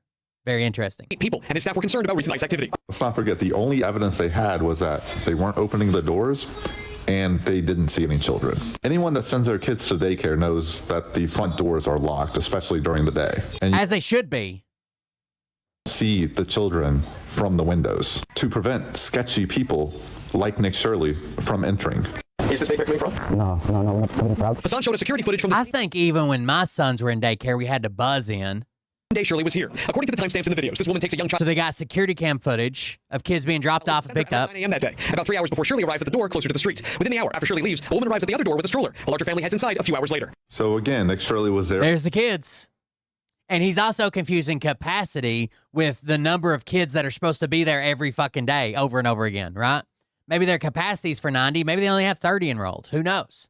For all of 5 minutes, didn't see any kids, and said it was fraud. Even though from that day, clearly, kids were being dropped off. Tuesday afternoon, WCCO found at least a dozen children at ABC Learning Center, which is licensed with the state. Records show Minnesota officials last visited the daycare in November. They brought the news in and said, here they are. Here's our last inspection. Here's the kids. Like, what the fuck do you want to see? This guy's just fucking lying. But it doesn't matter. It's too late. The video's already viral. They'll say they staged it. They bust them in. That's not true. That was a different one. Some of them have to be committing fraud. Why is there so many Somalis that own daycare? Blah, blah, blah, blah, blah. But whatever, right? They've already made up their mind. Noting some corrected and ongoing violations related to data. I'm not. If there's fraud, get rid of it. But to go to base the fact that you think there's fraud because this one guy with his 2 armed and masked security guards and some creepy old man that watches kids couldn't visually see kids is wild. I'm sure there's fraud within the system. Go get it. But to label it all fraud and to stop all payments and to fuck over these people is fucked up. Operations, but no record of fraud. And this is just one of the daycares that this journalist is going to. That There's a better clip. Hold on, I got one. We're committing fraud. How's he going to explain this one? It would have been a completely other thing if he wouldn't have went out and said, they got this much money and it's all fraud. There's no, if he'd have said, well, I didn't see any kids. We can't find any kids. Or if he'd have just stayed there all day and just watched. Even if he'd have been like only 5 kids went in and their capacity's 90. Anything. But to show up for 5 goddamn minutes, stop random people on the street and ask them if they see kids. Like, it's the laziest fucking way to do it. Hey, Nick Shirley, you have an answer for this one? Take a look at what this actual journalist. All right, check this. This clip's even better, I think. This is the one where he gets asked. This is what happens when a real journalist meets a clickbait YouTuber. Shirley's viral video, released over the weekend, in which he says he's uncovering tens of millions of dollars in fraud at Minneapolis daycares run by the Somali community, was retweeted by Elon Musk and Vice President J.D. Vance. In the video, Shirley tries to open locked doors and talk to people at various daycares he claims are frauds. Did you come during their normal operating hours when you came to visit? Did you come during their operating hours? I came at 11 a.m., I believe, and I also came the following day later at 1 day. The point of it is not whether or not I came at the right time of their operation hours. The point is that blacked out. Why would that not be the point? If I go across the street right now to my bank and start beating on the door and say, hey, they take money from the Fed and they're not even in here. Yeah, it's 12:30 in the goddamn morning. That's not the point. Hey, the point of it is not whether or not I came at the right time of their operation hours. The point is that blacked out. Yes, you have to be. You don't pay day to day at daycare. You pay for the slot where they come in, and he's there during the Christmas, the Christmas holiday, right? When they probably have the lowest amount of kids showing up every day. But also you pay, and the parents are paying a portion, and the government's funding a portion. Doors, they can't give you any information. You call that number, no one answers.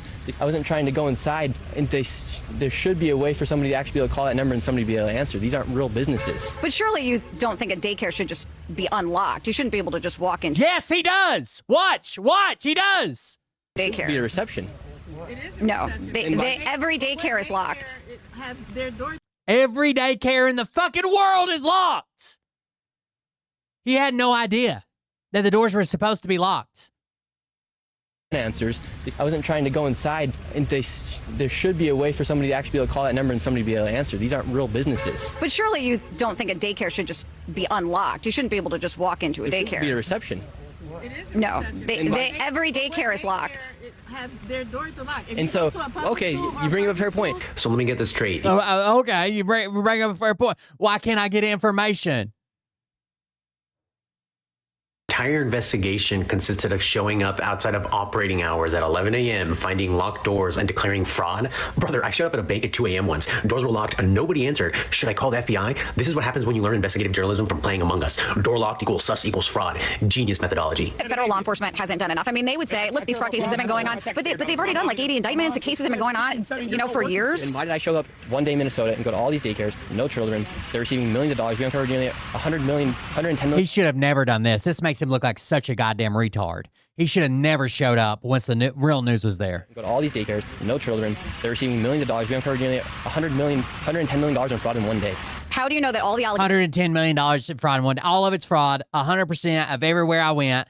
And this paper that I randomly have that I can't provide a source for that says what they received, every bit of that was fraud.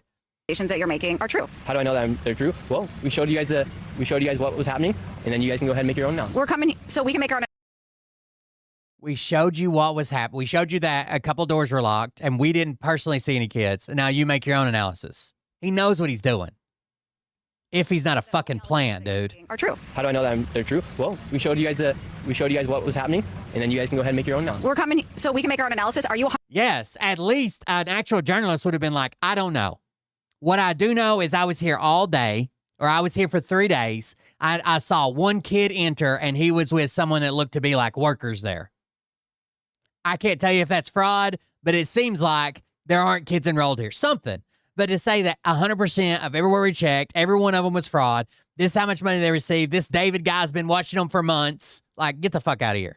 100% sure you're true? Yeah, I am 100% sure I'm true. You can make your own analysis. That's your job. You're the one making allegations. Imagine a doctor saying, well, I looked at your x-ray. You can make your own analysis about whether that's cancer. That's not how this works. Real journalists spend months verifying facts. This man spent an afternoon vibing and called it an expose. At the daycare where Shirley showed back up, a stream of children walk inside. All the right wing still believes him, yeah. Everything. All the right wing still believes him, 100%.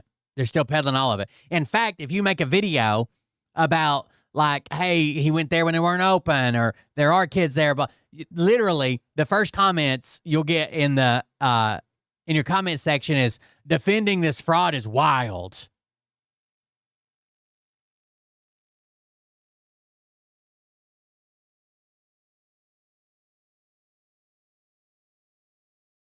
Here's a comment. Fraud is fraud. You could learn a thing or two from him.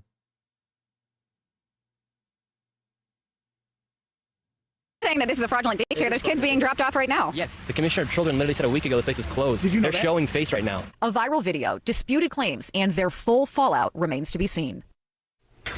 My guy's literally watching children walk into the building and still doubling down. I'd like to see that. Hold on. Let me see if I can find that full interview.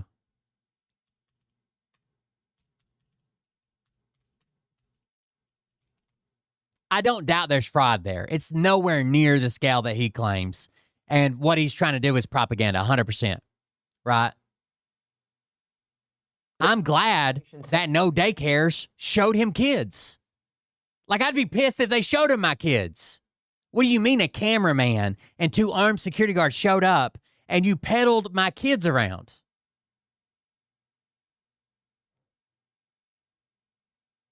The Trump administration says it is now withholding all federal child care funding to the entire I saw somebody linked it. I haven't seen it yet, though. Integrity, thank you. state. The agency says the state receives $185 million for 19,000 children. And now that. Not to mention, he never shows, we saw it in the background, he has 2 armed security guards, head to toe, dressed in black, masked up to where you could just see their eyes, and they're fucking armed. 2 big guys walking around with them everywhere. That money will be gone. And the agency did. The head lady is white. Her name is Amy or Kaylee or something. Her fraud was actually, so there's a bunch of fraud around these social services, and it got worse during COVID, because during COVID, they laxed some of the regulations and like ways that people had to apply and stuff they had to prove. Okay. So this woman within the system helped people and knew of people creating fake meal services that were being paid for providing meals to school-age kids. And she helped facilitate all of that. And she was like the ringleader of that. The daycare stuff has also been prosecuted separately. But like when you take all these social services that kind of ramped up during COVID, there's been 80-some indictments already. And there's still investigations going on. not specify any alternate plans for families who will be affected. DHS and the FBI said they were surging resources to Minnesota to investigate what they called suspected fraud sites. This all comes in response to a viral video posted by a MAGA content creator. He claims that he uncovered widespread fraud by Somali-run child care centers in the state. CNN is looking into those claims and has not independently verified the accusations, but the Deputy Secretary of Health and Human Services is taking the allegations at face value. Take a listen. Intrepid journalists have made shocking and credible allegations of extensive fraud in Minnesota's child care programs. We believe the state of Minnesota has allowed scammers and fake daycares to siphon millions of taxpayer dollars over the past decade. Starting today, we require a justification, receipt, or photo evidence before we make a payment. However, the so-called evidence comes from a man who has posted anti-Muslim and anti-immigrant content in this same YouTuber went and got illegal alien day laborers from Home Depot and paid them to hold signs up that said Biden for president in front of the White House so he can make a video about immigrants might be voting for Biden, and even if they're not voting, well, they damn sure support Biden, after he paid them to hold the signs. In the past, CNN's Whitney Wild speaks to the man behind that video and takes a look at his claims. We're from CNN. Can we talk to you? This is MAGA YouTuber Nick Shirley back at a daycare in Minnesota. No, they never even mentioned her. Most people don't even know that she was, especially the right-wing people. They don't have a clue that this white blonde-headed lady was arrested as the ringleader of the fraud. He alleged was a fraudulent facility in a now viral video. You are going to say it's a left or right issue? But no, fraud is fraud. Over here. So I'm not out here trying to put a twist on things. Shirley's viral video released over the weekend in which he said, I'm not trying to put a twist on things. Okay. Uncovering tens of millions of dollars in fraud at Minneapolis daycares run by the Somali community was retweeted by Elon Musk and Vice President J.D. Vance. In the video, Shirley tries to open locked doors and talk to people at various daycares he claims are frauds. Did you come during their normal operating hours when you came to visit? I came at 11 a.m., I believe, and I also came the following day, later in the day. The point of it is not whether or not I came at the right time of their operation hours. The point is that blacked out doors, they can't give you any information. You call that number, no one answers. I wasn't trying to go inside, and there should be a way for somebody to actually be able to call that number and somebody to be able to answer. These aren't real businesses. But surely you don't think a daycare should just be unlocked. You shouldn't be able to just walk into a daycare. Be a reception. No. And don't call me Shirley. It has their doors locked. And so, okay, you bring up a fair point. And why can't they actually give me information how to enroll a child? Federal law enforcement has been investigating fraud in Minnesota for several years. Both Attorney General Pam Bondi and FBI Director for several years. Even under Biden, all this is going on. Kash Patel said on social media has been investigating this month. So far, we have charged 98 individuals, 85 of Somali descent, and more than 60 have been found guilty in court. That's from Pam Bondi. Indicted dozens of defendants. DHS has posted multiple videos of But they love it because Tim Walz is the governor, right? And Trump hates fucking Tim Walz, so this gives him a fucking dunk on Tim Walz. And Tim Walz, it comes out and says, hey, a lot of this is rooted in fucking like racism, right? Y'all are just mad because you think these Somali people are doing something that you didn't do. And they're like, of course he'd blame it on racism. But that's the truth. They're not mad at the white people in trouble. They'll claim they are. Like, fraud is fraud. We don't care what color they are. But they weren't mad months ago when the white lady was arrested. They say are conducting a massive fraud investigation. Do you think that federal law enforcement hasn't done enough? I mean, they would say, look, these fraud cases have been going on, but they've already done like 80 indictments. The cases have been going on, for years. Why did I show up one day in Minnesota and go to all these daycares, no children, they're receiving millions of dollars, we uncovered nearly 100 million. He's kind of an idiot. I saw him trying to debate Walter Masterson one time, and his mom had to step in and take over. $110 million in fraud in one day. How do you know that all the allegations that you're making are true? How do I know that they're true? Well, we showed you guys what was happening, and then you guys can go ahead and make your own analysis. We're coming so we can make our own analysis. Are you 100% sure you're true? Yeah, I am 100% sure I'm true. CNN is looking into Shirley's claims. Hi, my name's Whitney Wild. I'm a correspondent for CNN. We reached out to several of the daycares featured in the now viral video. Only one daycare facility answered and said they are a legitimate business. Have you seen the video? Well, they're getting so many fucking calls now. I don't know that I would answer, to be honest with you. Like, they've been getting death threats and recordings, and someone broke into one of them.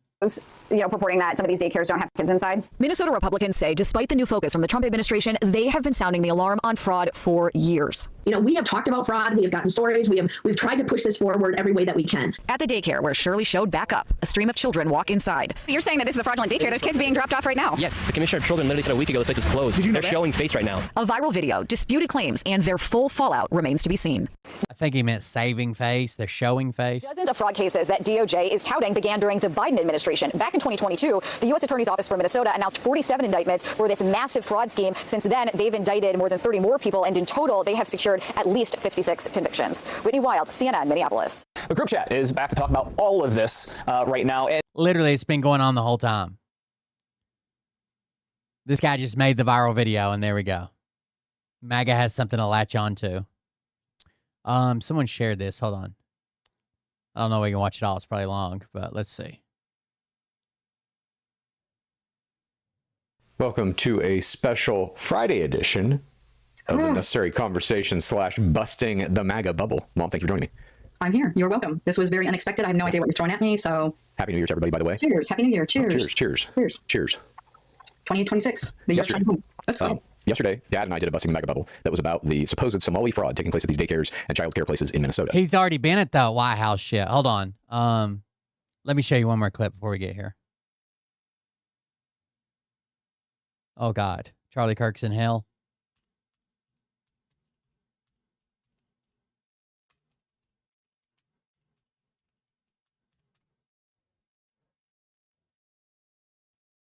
Here we go. That guy goes. This is when he tried to debate Walter Masterson. Now, this is his mom. See this his mom right here? She's going to say that guy over there, he makes fun of right-wing people. And it's Walter Masterson. That guy goes on social media and he mocks Republicans. Really? Do you think he knows me? Probably does. Yeah, we got to talk to him. Hey, your job, go get him lined up to talk to us. We're going to keep talking to some of the people. You got the Antifa shirt on. Yeah. What does Antifa stand for? It's anti-fascism. And what do you think about this Project 2025? His mom's like hovering around the whole time. I think she is the one who got him doing this. And is probably trying to push his career the way she does. And right here. Project 2025, I mean, have you read it? I have read a little bit of it. What do you think about it? Well, I've just known that Donald Trump has said he's not part of it. So Project 2025, you want to talk about it? Yeah, let's talk about it. Absolutely. So Trump said he never heard of it. He also doesn't like it. Project 2025, all the co-authors are former members of the Trump administration. They've all worked for him. They stayed loyal to him. One of the most loyal people ever. Stayed loyal to him through everything. The election fraud, January 6th, probably the most loyal people ever. And Project 2025 wants to use Schedule F to fire federal workers and replace them with Trump loyalists. And he did this in his first term. He was great at it. John McKinney was a great if Donald Trump if he publicly came out multiple times saying he does not endorse or he's not a part of Project 2025, he'd be lying. Why do they keep endorsing it? He'd be always lying. I mean, why would Trump lie? You know what, you dude, the left owns. You got me, bro. I don't know why Trump would have any reason to lie whatsoever, other than that there's been massive public pushback. What's the thing that scares you most about Project 2025? The thing that scares me most about Project 2025. Okay, Schedule F. It's going to replace all the government workers with Trump lawyers. Which he's now done, right? Schedule F layoffs. One in there, it's amazing. It's about Mexico's sovereignty. And it's saying it's going to use America's military to go in and invade Mexico to get rid of the cartels. You know, the cartels are a problem, but... If you want to know where this guy came from, the scum of the earth he is, he was a prank YouTuber. That's how he got started. And we all know how the prank YouTubers end up. Should we invade? But the cartel's already here in America. Well, should we invade Mexico and invade their sovereignty with the United States military? That is in Project 2025. I've read Project 2025, so I'm very versed in it. So you can have 300 new aircraft carriers is in there. Let me see. It wants to build more nukes, and anything that we've done to get rid of nukes. That could be good. That could be good protection for the US. More nukes. We need more nukes for the U.S. We got to protect ourselves. We don't have enough nuclear bombs. Is that a joke? That's a joke. What? And a lot of the money. Well, what do you, Brooker T? You can help. What's your question? My mom's got a question. Okay. His mom gets involved because it's not going very well. He's also a Mormon. He took 2 years off YouTube to go do his Mormon mission thing, but he's already been at the White House, right? At the Antifa roundtable or whatever. What's your question for him? What's the question? Okay, I'm part of this. So, come on. I'm part of this. Yeah, you're his mom. Harris now is all of a sudden running on the border. Do you believe that she's going to secure the border? Okay, that's a good one. That's a fair question. So, as when she was VP, one of the things she was tasked with, there was 3 countries where they had the bulk of the immigrants coming from, and she was tasked with going and dealing with the internal problems that was causing just this mass migration. And migration from those 3 countries went down after from those 3 countries. After 3.5 years, and finally Joe Biden decided to step up and go come in. Have I waved at the cartel? Have I waved at the cartel? So most of the drugs coming in, they give it to white people, all right? And they come through Port of of entry. Cartels are a major business. They're a functional business. They're making a lot of money. They're making a lot of money. They're doing really good. They don't put it on brown people's backs and send them over the border. They give it to white people to go over using ports of entry because that is the most effective way to get in there. Every government agency, every alphabet agency And if has they are giving it to white people, the cartel is paying the white people to bring the drugs in. They are paying them. Every person who comes through our border, they are paying the cartel thousands of dollars, and no one at the border, not even the border patrol, no officers, no nobody will stop anybody from coming in. Yeah, and except the legislation that would have put tons of things where it can sense when fentanyl, all the things that sense when fentanyl is going through the border through ports of entry. A major border bill that Lankford was a huge Trumper. He supported his election fraud conspiracy. Far right guy. He was one of the co-authors, and they killed it because Trump wanted something to run on. No, I think it's so funny because they blame Trump for everything in that DNC. Trump called them and said, "Do not pass this immigration bill. That's what I'm running on." And they said, "Okay." It was a bipartisan bill. Everybody supported it. The blame is put on Trump for everything, and they blame Trump for the open border. I do not go off of that. And Kamala Harris now is running on closing the border. There are two types of fucking Trump supporters. I saw a meme the other day. So there are two types of Trump supporters: fucking billionaires and idiots. Check your bank account to see which group you fall into. Border, where she's been our president for literally everything I just said about Project 2025 and the border is verifiable and true. And you just come with like a bunch of conjecture and bullshit. Trump has nothing to do with 2025. Okay. How much did you get paid to come here? You're a creator. How much do I get paid to come here? Was it they paid for my flight? Yeah, so they paid for my flight. They gave me access. I've never had access. Listen. You get a free hotel room? Listen. I have traveled around the country dragging MAGA for 4 years. Yeah, I bet you have. So I don't need a DNC budget to do that. I'm a very successful creator. I have my own budget to travel the entire country and drag MAGA all day. By the DNC? Okay? My own credit card can take me anywhere within a day to come and drag fascists. Really? I don't need the DNC money. I don't need MAGA money. I don't need the special Soros money. I don't think it's right when you're gonna flip out when you find fascists? Yes. Yeah, we're not fascist by any means. No. Okay. But you're literally getting paid to come here. What am I getting paid to? Do you think Republicans, do you think Donald Trump flew in anybody coming to the RNC? Do you think he paid? He has tons of Absolutely. The RNC flew people in. Absolutely. 1,000%. To Mar-a-Lago. Is it a little weird that Kamala and the DNC has literally started paying people upwards of $1,500 to post a 60-second clip just backing Trump? What? They're literally paying for influence here in the United States. I've been doing this for free for 4 years, okay? No one has had to pay me to go and take a dump on Trump. And it's not difficult, all right? It's not hard to find people that dislike Trump. All right? You don't have to pay anyone here to make a video about how much Trump is a piece of garbage, all right? You don't have to pay them to have them talk about election fraud, and like the host of other problems, all right? All right, who won the election? Quick question. Speed round. Who won the election? You told me, okay, what happened on January 6th? I was there. Wait, you were there? Okay, what happened on January 6th? I was there too. I was also there. I was on the steps of Capitol Hill. What happened on January 6th? January 6th? What happened? Be careful because I was there. I was there too. Okay, I was on the steps. Be careful. What happened on January 6th? What happened was... What happened? A very peaceful protest. Trump. What happened? Antifa. There was an insurrection there. There was an insurrection. By who? By who? By the same people that were at the riot yesterday. No. It's all a bunch of the same people that Okay, so then great. So it's all Antifa and the FBI. Yep. But then who's in jail? No. But the people in jail, are those Antifa and FBI? No. Trump calls them political prisoners. They are. So the ones that got caught are not Antifa and FBI, but everyone else is Antifa and FBI. But the ones that went to jail are all Antifa. He says there is an insurrection, but it was Antifa that did it. But they're not Antifa and FBI. Hey, dude, we're on the same team. I'm wearing a college right now. I do the same thing you do, so trust me. I can see it. Okay, so according to them, I was at Capitol Hill. You were at Capitol Hill on January 6th. I saw an insurrection. You saw it was just Antifa and FBI, but the people that are in jail were not Antifa or FBI. Correct? Wow. So the people in jail, are they Antifa or FBI? What happened was not right. It was not right. But thank you. What is going on right now? No, we're not pivoting. We're not pivoting. What is going on right now is also not well. Yeah. Wait, what? Like Palestine? Yeah. And that's not right. Palestine? Yeah, that's horrible what's going on in Palestine. Okay, thank you. Nobody should know. There should be. By the way, he's changed his tune on this. He just went and did a pro-Israel thing in Palestine before he did the Minnesota video. Okay, thank you. Anyways, we can go back to this. Sorry. I just think it was funny watching Walter Masterson drag his ass and his mom has to jump in. Yes. Right. Okay. He essentially said he believes 100% of the Somali community is not only committing fraud, but are also terrorists. I refute all of that. It didn't matter to him. He saw things the way he saw 100% of the Somali community placed at these daycares and child care places in Minnesota. Yes. Right. Okay. He essentially said he believes 100% of the Somali community is not only committing fraud, but are also terrorists. The dad? Is that who said it? I refute all of that. It didn't matter to him. He saw things the way he saw them. You also believe this to be true, right? I believe there's a lot of fraud in Minnesota. It's in the healthcare, it's in the daycares, it's in all different businesses that they've started that is fraudulent, that they are getting money in kickbacks, taking money away from our American people, and then sending it on back to their country to help fund terrorism. I do believe that. Okay. And so you think that Nick Shirley video is real? Of him going into the daycares and knocking on doors? Yes. Okay. I'm going to play you a video from a guy named Keith Edwards that I watch on YouTube a lot. He's a left-wing YouTuber. He's got 1 million followers, or a little more than, I guess. And we're going to see if your mind can change about any of this. Okay. Tell me to pause this video at any time. I'm going to be pausing it throughout to discuss certain things that come up in it. But let's check this out. Here we go. Okay. Hello, I am back in the studio. We are back. We're back in DC. We're back from a Christmas vacation, which really for me was kind of a vacation, but I kind of worked the whole time. But regardless, if you're new here, because I did gain a bunch of subscribers over that vacation break, this is what it normally looks like. This is normally where we hang out. So please do get comfortable. Welcome. What we're talking about today is this piece of shit. His name is Nick Shirley, and he's gone viral in the worst way possible because he has uncovered fraud, Somali immigrants committing fraud in Minneapolis. And the video that he has posted has gotten over 130 million views on Twitter or X, whatever we call it now. And I don't know how many of those are real views because 130 million people have seen this. Are you kidding me? Come on. I mean, can they at least pretend to lie? Like maybe 30 million would be believable, but I don't know. You probably haven't even heard of this. And if Stop for a sec. I think he's jealous. He sounds like a jealous podcaster, maybe. Okay, so you already are looking at this from a lens of fuck this guy. He's jealous of Nick Shirley. I don't believe anything he's going to say, right? Well, the way he's talking, I think he's downgrading him already, and he's jealous of all the followers he has. Well, as we're going to get into this video, you're going to see that Nick Shirley has fabricated this entire thing. Okay, continue. Right. You haven't, then how could it be 130 million people that watch it regardless? It has taken the media by storm. It's gotten more than 2.5 million views on YouTube. And the problem with this video, among a lot of things, is that it uncovers nothing. It's a big freaking lie.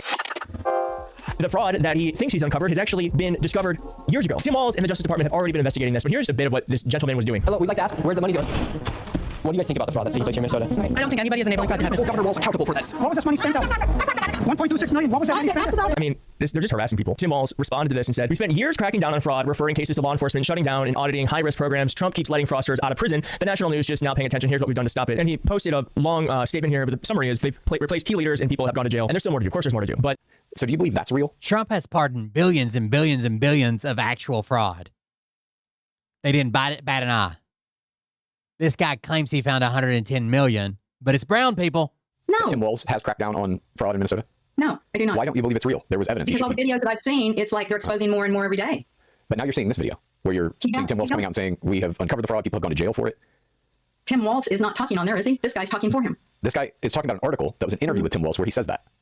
Keep going. I got to see more of this because I don't believe it. Not yet. Right. Okay. Not yet. This is not the solution. And what Republicans have done now is because of these made-up lies by a random YouTuber, they are now freezing child care funds to everyone in Minnesota. Now, okay, let's discuss everyone in the U.S. now. Heard about that, right? Trump is now freezing federal child care funds. I don't even think it's in Minnesota. I think it's now nationwide because of this video that Nick Shirley made, which is not real. Do you think that Trump freezing federal funds to child care is the correct move? To get to the bottom of it, yes, I do. Okay, if there is fraud involved, they need to shut those daycares and businesses and whatever is having fraud down. Yes, freeze them, find out the ones that are legit, reopen those, and keep the ones frozen that are not legit. Do you think we should shut down the White House because Trump is committing fraud? Trump is our president. Oh, a nice thin blood. I mean, he 100%. You know, he's been found guilty of fraud in the past. Trump University, him and his family they opened a fake child's cancer charity. He's also not taking money in and giving it to terrorists. Is he not? He's taking money from terrorists. Is that any different? He's not giving it to terrorists to take our country down. All right. As Governor Walz said there, and I'm going to take you through this in just a minute, there has been multiple times where this current administration and Donald Trump specifically have stopped people who have committed fraud from getting justice. First, this man, Nick Shirley, he's not a bright kid. This is not a bright individual. I watched this and I was like, wow, this man is not smart. CNN confronted him in Minnesota and they asked him if he went to these child daycare centers that he alleged were committing fraud during normal business hours, and here's what he said. Did you come during normal operating hours when you came to visit? I came at 11 a.m., I believe, and I also came the following day, later in the day. The point of it is not whether or not I came at the right time of their operation hours. The point is that blacked out doors, they can't give you any information. You call that number, no one answers. I wasn't trying to go inside, and there should be a way for somebody to actually call that number and somebody to be able to answer. These aren't real businesses. But surely you don't think a daycare should just be unlocked? You shouldn't be Trump just this month, he pardoned, what was that guy's name? Charles Scott. He's from Ohio or something. He did millions of dollars in fucking securities fraud. Just walk into a daycare. Reception. That was this month. Every daycare is locked. Their doors are locked. And so, well, it was December. Why can't they actually give me information how to enroll? Did you come? Before he reacts to this, what do you think about that? That he thinks anyone should just be able to walk into a daycare? No, I believe if you knock on a door, someone should come and say, what do you need? What do you want? The business hours of a daycare, most daycares operate early in the morning when people can drop their babies off. Okay, please listen. Early in the morning. These are after-school programs. So that babies can be dropped off while people work their 8 to 5. But then there's after daycare also that starts at about 2 until 6 or 7 p.m. So he could have caught someone anytime during that time frame to be able to go into those daycares, and he's not able to. They will not open the door. There is not people inside. He wasn't there during that time frame, though. Now what I saw is, because they've all been caught in this little fraud, they are now busing children who have never been in a daycare to go in there and just sit there.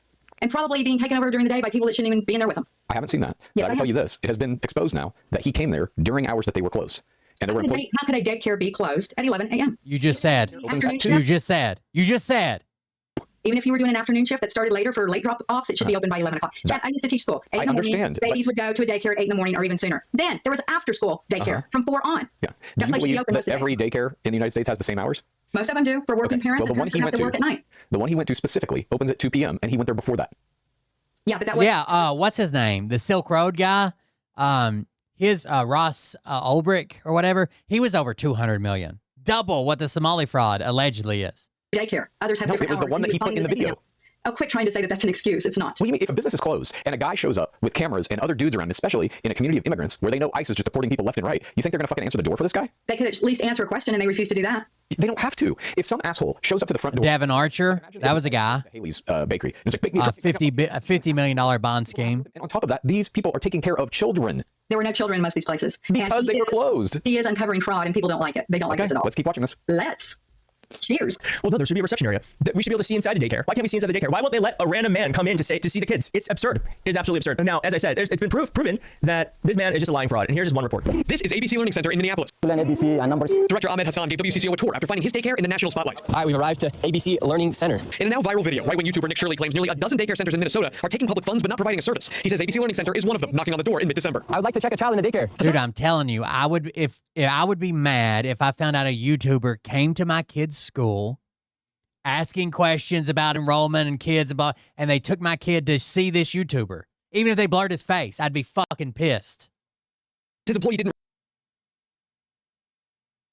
respond because Shirley was in a group of about 8 people, and his staff were concerned about recent ICE activity. Is this daycare committing fraud? No, we're not committing fraud. Hassan showed us security footage from the same day Shirley was here. According to the timestamps in the videos, this woman takes a young child into the center at around 9 a.m. that day, about 3 hours before Shirley arrives at the door closer to the street. Within the hour after Shirley leaves, a woman arrives at the other door with a stroller. A larger family heads inside a few hours later. Who was the big fat lady that was supposedly raising money for that law enforcement memorial? And she just stole it all to pay for her cars and handbags and nails and shit out. I think she's from Vegas, right? Tuesday afternoon, WCCO found at least a dozen children at ABC Learning Center, which is licensed with the state. Records show Minnesota officials last visited the daycare in November. So the daycare center he went to that said... Okay, before we get his take on this, what do you think about that information? That proves there's a few kids in a daycare center. Okay, so Nick Shirley's claim is there are no children here. This is fraud. Literally the day he was there, people were bringing and dropping off kids all day. Then why would they not open the door or talk to him? Because he is some random fucking weirdo with a crew of 8 guys saying... And a camera, a giant fucking camera. Your kids. Somebody if you had your kid, hang on. If you had your kid at that daycare, would you want them to just let in anyone who wanted to come in and videotape your kids? No. Being an administrator, what they do is they step outside the door with it still locked and say, "Can I help you?" Okay, fine. They chose not to do that. Okay. They would have told him, "This is a real daycare center. What information do you need?" They did not do that. You have just seen proof shot by CBS News in Minnesota that there were kids at that daycare. So the claim that they are committing fraud, that they are taking money and there are no kids at the daycare, you can see that is wrong. At that daycare, probably not. But there are that was the main one in his video. There are several more that are. That was the main one in Nick Shirley's video that he said, this is fraud. They're not answering the door. There's no kids in here. And then the guy who runs the daycare is like, here's video. There are kids coming and going all day. Then he should have been glad to open the door and say, "What do you need?" He did not do that. Okay, fine. No, we have to address this. Nick Shirley said that place was committing fraud. You are now looking at video evidence to the contrary. Do you accept that Nick Shirley was wrong about that? No, I do not. Because fraud could be they're getting 1 point so many million a year to run that daycare center with 10 children inside. That's fraud. How many kids do you think they need in your mind to not be fraudulent? I do not know. I don't know the answer to that. But 10 would not make that daycare running and be good. Why? There has to be more kids in there. How many do you want packed into the daycare? I do not know the number by that 100? state that is allowed. I don't know the number. Okay. To collect so By much the way, money. in that CBS News piece, they even said the government just had a meeting with them in November. Oh, there's a bunch of them. Yeah. So that's Donald Trump's government taking a look at this daycare and saying, yes, you are qualified. Here is your license. Per that guy. I've seen no documentation of it. All I see is the 10 little kids in there, and he's saying it's legit. Okay. Went to that said is committing fraud, had children going in that day. But you didn't have, the YouTuber you trust didn't provide any documentation. I mean, a piece of paper that David handed to him, you can't verify that. Is registered with the state, and at the time this local news outlet went there, had children there as well. Where's the fraud? I will tell you where the fraud is. It is with Donald Trump. Meet Michelle Fiore, a former GOP. That's her. That's who I was just talking about, the big fat girl that stole all the money from the police memorial. Who raised funds to create a memorial to honor. She got some big old titties, though. Fallen police officers. Instead, she spent the money on cosmetic surgery and other personal items. She was convicted in 2024, and Trump pardoned her before her sentence. She's not Somalian. What do you think of that? How does that happen? Michelle Fiore.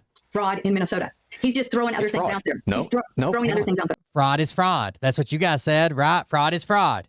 We don't care what color they are. He's making a point here to show you that Trump doesn't actually care about fraud, that this is not about fraud.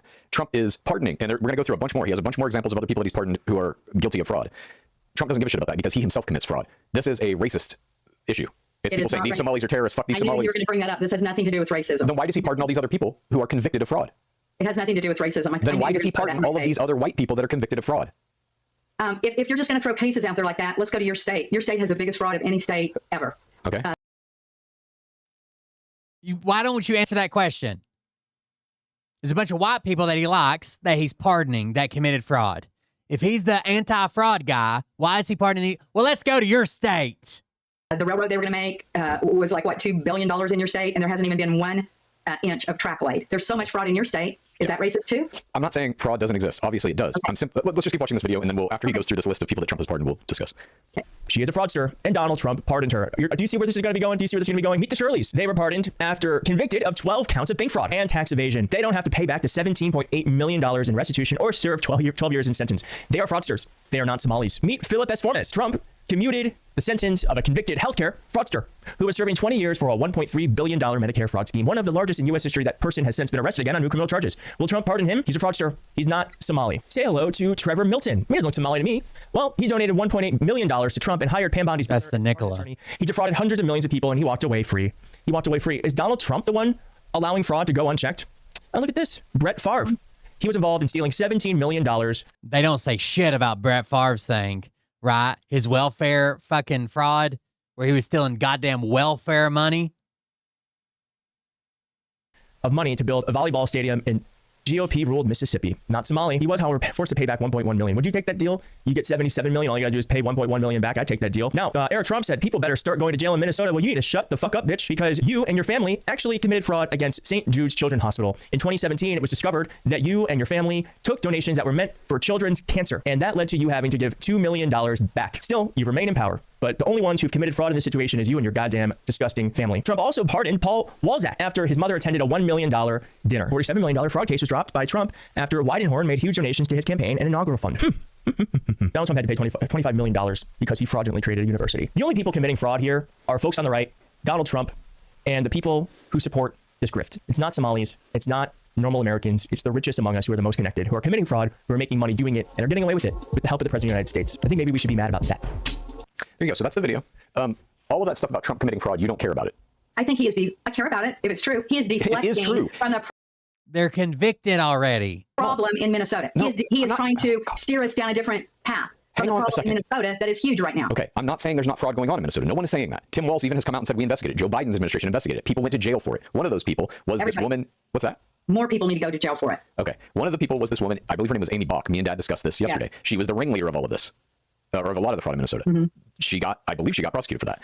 I'm just right now. We're going to come back to Minnesota. I want you to address. What whataboutism. What he's doing is what about? What about? He's doing what about? No, and he's like trying to deflect from Minnesota right now. That's what he's trying to deflect from Minnesota. The whole first half of this video was him saying Nick Shirley is lying. He's making a purposely egregious video talking about how they won't let me in and this place Shirley it's closed. No. It's true. He even blurred out a sign on one of the doors that had the business hours because he was there at a different time. He is purposely trying to make that video look as bad as he can. None of it is real. None of it is real. And now Trump is withholding. He was obviously there for multiple days. Why didn't he, if this is his video, this is what he's going to do, why didn't he put up timestamps and a goddamn video camera, put it on time lapse, and be like, I sat here their entire hours. Not a single kid showed up. Money from these places because of that video that this guy made. Trump will get down to the bottom of it, the ones that are fraud and the ones that are not. Right. I didn't like that guy's language. I mean, I used to cuss too on the podcast. I don't do it anymore. It's not becoming. It made him look like a slime. Well, you're a dumb cunt. Like that at all. Great. That doesn't matter. Yes, it does. I made a comment on one of their videos. I was like, if I ever see your dad out in public, it's fucking on site, bro. And they put a heart by it. Matter. Okay. They liked it.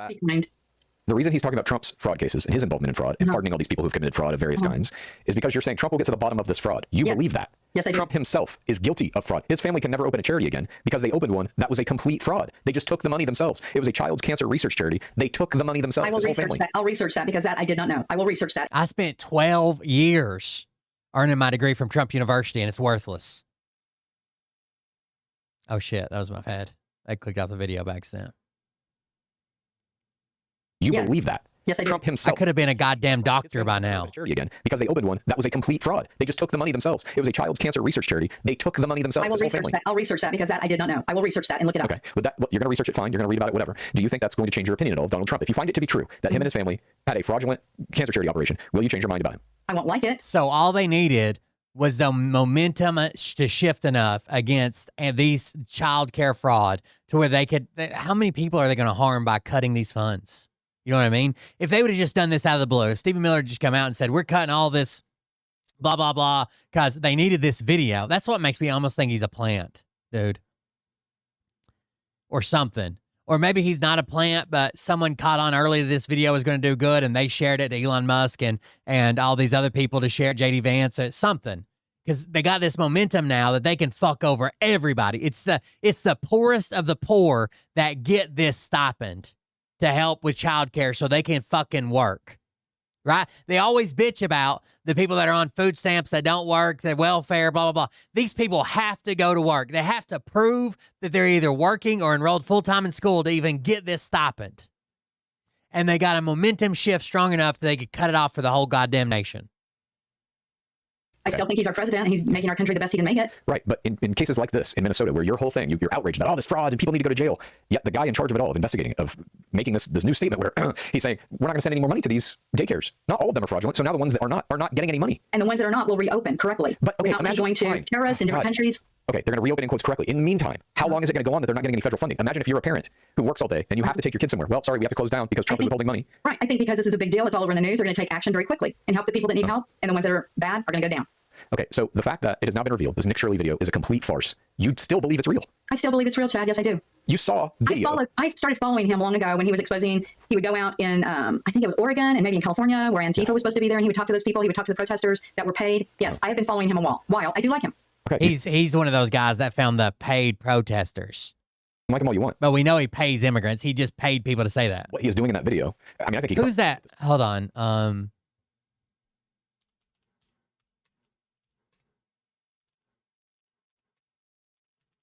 Joey Salads. You guys remember Joey Salads? I couldn't think of his name.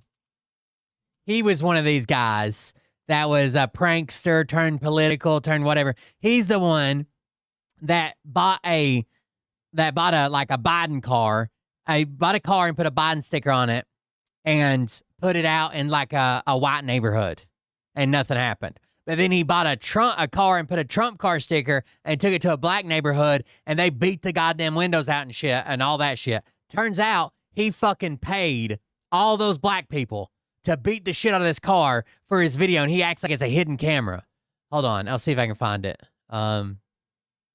Point, because now people are harassing these daycares, they're vandalizing them. Other kind of wannabe Nick Shirleys are showing up to make their own videos. Actually, because he's exposing all of this fraud, there are death threats against him. Okay. So if it wasn't true, why would anybody give a shit and want him dead? Because he is stirring this up for no fucking reason. Imagine if you are a person who takes your kid to that daycare. Now it's national news. You've got racist motherfuckers coming there to vandalize it, to traumatize your kids. Imagine like the turmoil that these people are going through, whose lives are being turned upside down. They're mad because taxpayer money is being taken away from them. That's why they're mad. Who? I didn't like that podcast, that guy. He was not very nice. That's fine. That doesn't matter. That has nothing to do with the information. The way he said it to us. Right. It's not, you don't like the information. This is the year of 2026. It's a year to be kind. You can still report on things like that, but do it the right way. You think Nick Shirley was being kind? Yes, I do. He was asking questions. He was purposely there to be an asshole to those people. He was purposely there to ask questions about that daycare, and they don't When he's answer. like, I want to sign my little son up. I need to sign little Joey up. Let me in. That was being nice? Yes. How is that nice? He doesn't have a kid. He was asking questions. They wouldn't answer. So that's not telling So this video that I've shown you, which is literal video evidence that there is no fraud happening at that place Nick Shirley went to. That's that podcaster's opinion. That's not the podcaster's opinion. I showed you a news piece that was made by CBS Minnesota where they went to that daycare. There are kids there. They had security footage showing kids coming and going all day long. And the guy who runs it said, yeah, we didn't open the door because he's some weird fucking guy with 8 other guys with him. Again, they could plant a few kids in there. We don't know what the state regulations are per child, what they get paid to make the 1 point whatever million that they're shoveling in. We don't know that. So you are completely dismissing video evidence.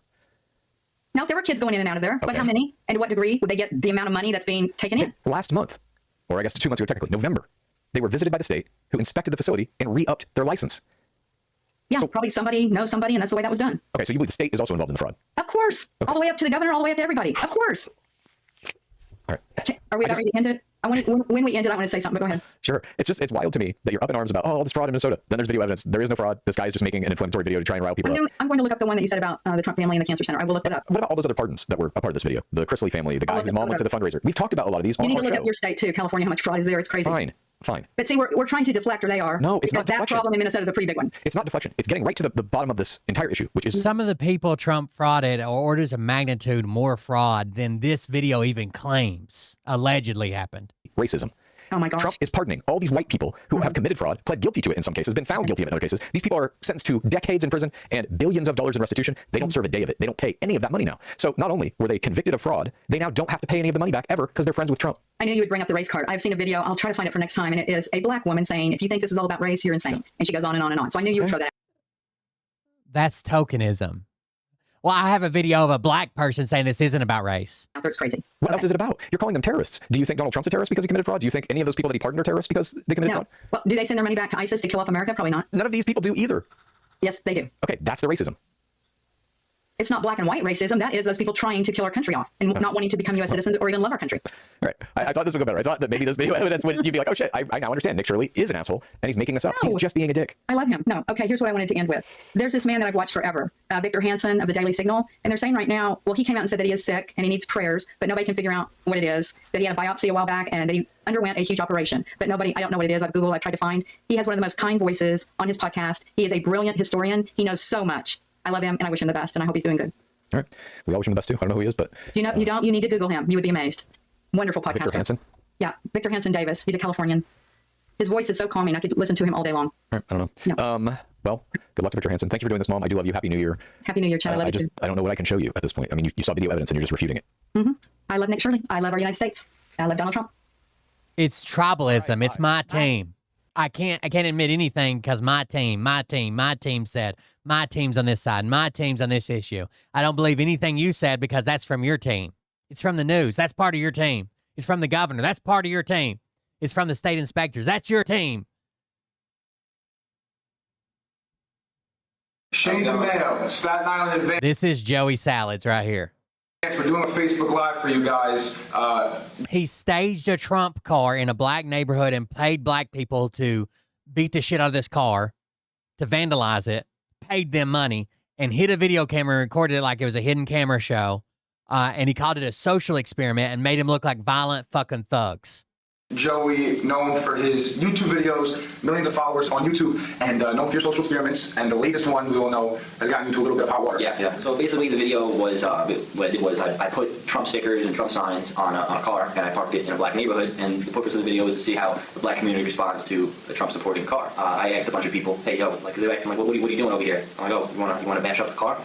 So Trumped out, and they're like, yeah, well, let's do it, because they didn't like Trump, and also they probably wanted to bash up the car. Who doesn't want to bash up the car? Who knows? So totally fine with it. I didn't pay them or anything. They went ahead, we recorded the scene, they did it, and that was really it. Then I posted it online, and the main problem with the video was it came off as an attack on the entire black community, but that wasn't the intention of the video. It was basically to target basically black people who dislike Trump. So when you posted the video, to be fair, you did not state that it was a dramatization. Yeah, I did not state that. So it was filmed as a social experiment. Then there He just said you did not say it was a dramatization when you posted the video. was a recording of that leaked of someone showing that you were setting up pretty much the staged video with the kids behind the camera. That was in fact not an authentic social experiment, you could say. It was more of a setup. So the questions are. There come another video out with him meeting with the people that supposedly attacked the car. Re-uploaded, Trump car destroyed. Now let's watch his video and see if he frames this as a dramatization. Let's see. What's up, guys? Joey Salads here. And you may have seen on the internet and through the polls that a lot of black people don't like Trump. And they don't even like his supporters in some cases. So what I did was, I got a car, put some Trump apparel on it, and we're going to park it in a black neighborhood and see what happens. We're just going to park it in a black neighborhood? You're not going to tell that you paid people, you met with them, you instructed them to beat the fuck out of this car? This is fucked up. 30 minutes later.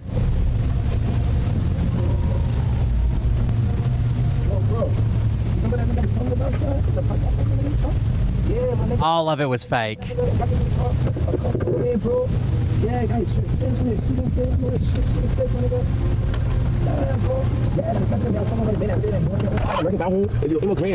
got to open up. We can change the way inside the car. I'm coming for you. Come here. The man got that inside here. Yeah, I'm coming for you. We got what the car is. Somebody voted for the truck. Let me hear that.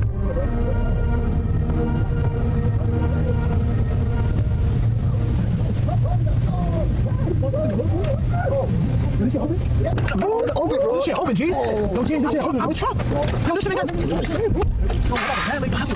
Oh, shit. And one of them just randomly picks up a fucking fence pole, or it's a street sign pole. It's just laying there. Look how he made this video. And it went viral at the time. Wasn't as many people online, but still it went viral.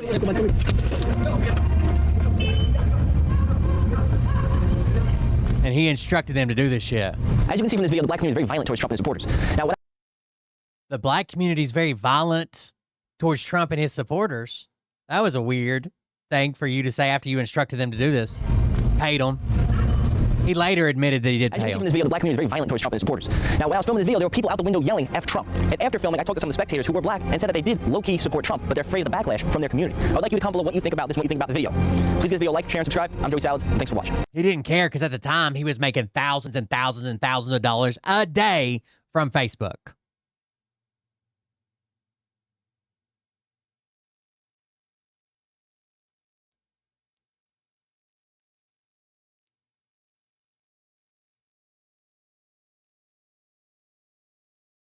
Guys, excuse me for this goofy ass pedophile. This is when H3 was where the fuck. Making another video, but something came up that was just so juicy. So good. I didn't even care coming at you with this pedo mustache because I need to talk about it right now. Okay, check this shit out. Joey Salads, your boy, back at it again with the racist social experiments. Last time it was the Black Lives Matter. We got a ton of kickback. People talking about, fuck you, Ethan, for calling this shit fake. I remember one specific comment that said, Ethan, this one's real. You know this one's real. You remember the guy who wrote that? Do you remember saying that? He's been on a fucking... He would hold up signs and then black people would just randomly attack him. He went to a grocery store one time with a bunch of groceries, like in a white neighborhood, and like people helped him load his car. And he went to a grocery store in a black neighborhood. He got robbed after he checked out. Like, it was fucked up, the shit he was doing. All of it was fake. Drunk in a black neighborhood and everybody got in the car, obviously. But the new one, guys, you won't believe what black youth are up to these days, according to Joey Salads' boy. Check it out. Trump car destroyed! I'm just emphasizing on the caps. In a black neighborhood social experiment. What's up, guys? Joey Salads here. And you may have seen on the internet, put some... It's like a sketch. You can't write this shit. And then all of a sudden, right? Cut to this. Look at this shit. What? It literally says 15 minutes later. Look at this. So he's like, okay, all right, I'm gonna leave my Trump car. 15 minutes later. So you do out there, you remember the fucking guy who was like, Ethan, you know this one's real. They had like 500 points. I hope you're watching that. I hope you remember this, because I nearly had a fucking full body orgasm. I had to go. I ran, I changed my underwear, I came back, and I was like, Hila, I know I have a pedo mustache, but we need to do this right now. Watch this. Guys, just feast your fucking eyes on this. Somebody recorded him. Somebody recorded him, getting them all together and telling them what to do. Fucking beautiful thing. Is that Joey Salads standing in front of the same car with all these black hooligans? So what we That was when he was filming the fucking intro. When he was filming the intro, that's his cameraman. That's him filming the intro. And those guys are standing there waiting to attack the car. These black hooligans, but what we have here is somebody oversaw this social experiment going down and filmed the whole thing. The same black actors that destroyed the car are standing with Joey right behind the camera as he does his introduction. What does that mean if I have to spell it out? I guess that means that it's fake. What's up, guys? Joey Salads here. And you may have seen on the internet through the polls that a lot of black people don't like Trump. And they don't even like his supporters in some cases. So what I did was, I got a car, put some Trump apparel on it, and we're going to park it in a black neighborhood and see what happens. As you can see from this video, the black community is very violent towards Trump and his supporters. I would like you to comment below what you think about this and what you think about the video. Please give this video a like, share, and subscribe. I'm Joey Salads. They have them pretending they found it. As you can see from this video, the black community is very violent towards Trump and his supporters. You guys think, is this one real? I mean, I don't know. It's hard to tell. I can't tell if this one's real or fake. Maybe you guys in the comments can give me your thoughts on it. God, I'm such a social justice warrior piece of shit. I can't accept the truth that black people are just insane, violent thugs who will beat the shit out of any white person or anyone with a Trump shirt on them. I can't tell if this one's real or not. Do you guys have any thoughts on this? Leave your thoughts in the comments. Oh, let's see if people in the comments can help us out here. Joey says, thoughts on this? After filming this, Joey left a comment saying, I talked to some spectators who are black and said they low-key support Trump, but won't come out because they're afraid of community backlash. What are you talking about? Why are you making up like fake scenarios? What? Joey, are you talking about this? Nah, though. I'm waiting for the comments that are like, yeah, it's fake, but the message is real. You know, if you park the car in the hood with Trump stickers, that the same thing would happen. I dare you to double this social experiment. So now let's actually see what this staged fake-ass video has done to the fucking world, to this planet that we live in. Another example of how many blacks in the hood can't let others have an opinion. It's sad that in the US you can't even voice your opinion without some black guy breaking your car.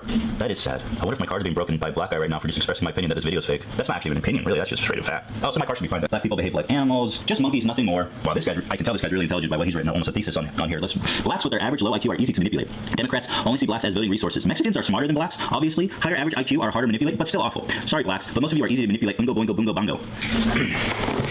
I'm judging from his comment, he's a very intelligent white man who's very hard to manipulate. This guy is well above manipulation, unlike those minorities. For example, Joey Salads definitely didn't manipulate you. As you can see from this video, the black community is very violent towards Trump and his supporters. Did you high IQ, fucking superior white bread man? You definitely didn't get manipulated by a fucking fag! God, I love it! Every one of them deserves to be shot. Anyone that sympathizes with these ignorant thugs deserves to be shot. It's all the way down. I mean, you get the idea. But my point is, the reason why I'm so happy today, why we did a cut, I had to go change my underwear again. I've come to my pants like 10 times today. Fuck, it's a cum, it's insane. Anyway, the reason I'm so happy about this is just because this time we don't even need to have a debate about if it's fake or not. It's fucking fake, guys. And Joey Salads, you are pretty much the worst person in America right now as far as I'm concerned. You are pretty much going to start a civil war in this country. And let me tell you what, dude. When it goes down, okay, when the race wars inevitably happen, and it's all your fault, Joey, just remember, all lives matter. This is all during 2016. Salad matters, dude. So I will munch your ass. I'm gonna toss your ass up in my favorite dressing, ranch. You remember, I love ranch. I'm gonna toss it up and I'm gonna munch your fucking salad ass. Watch your back, Joey, because I'm gonna munch your salad asshole. This is fucking H3. Sign that, bitch. What's up, guys? Joey Sal's here. And you may have seen on the internet and through the What a piece of shit, dude. What a piece of shit. Joey Sal. That's the same thing that Nick Shirley's doing right now. I don't know that I can. Can I watch this? Am I going to fucking. I didn't take my blood pressure medicine today.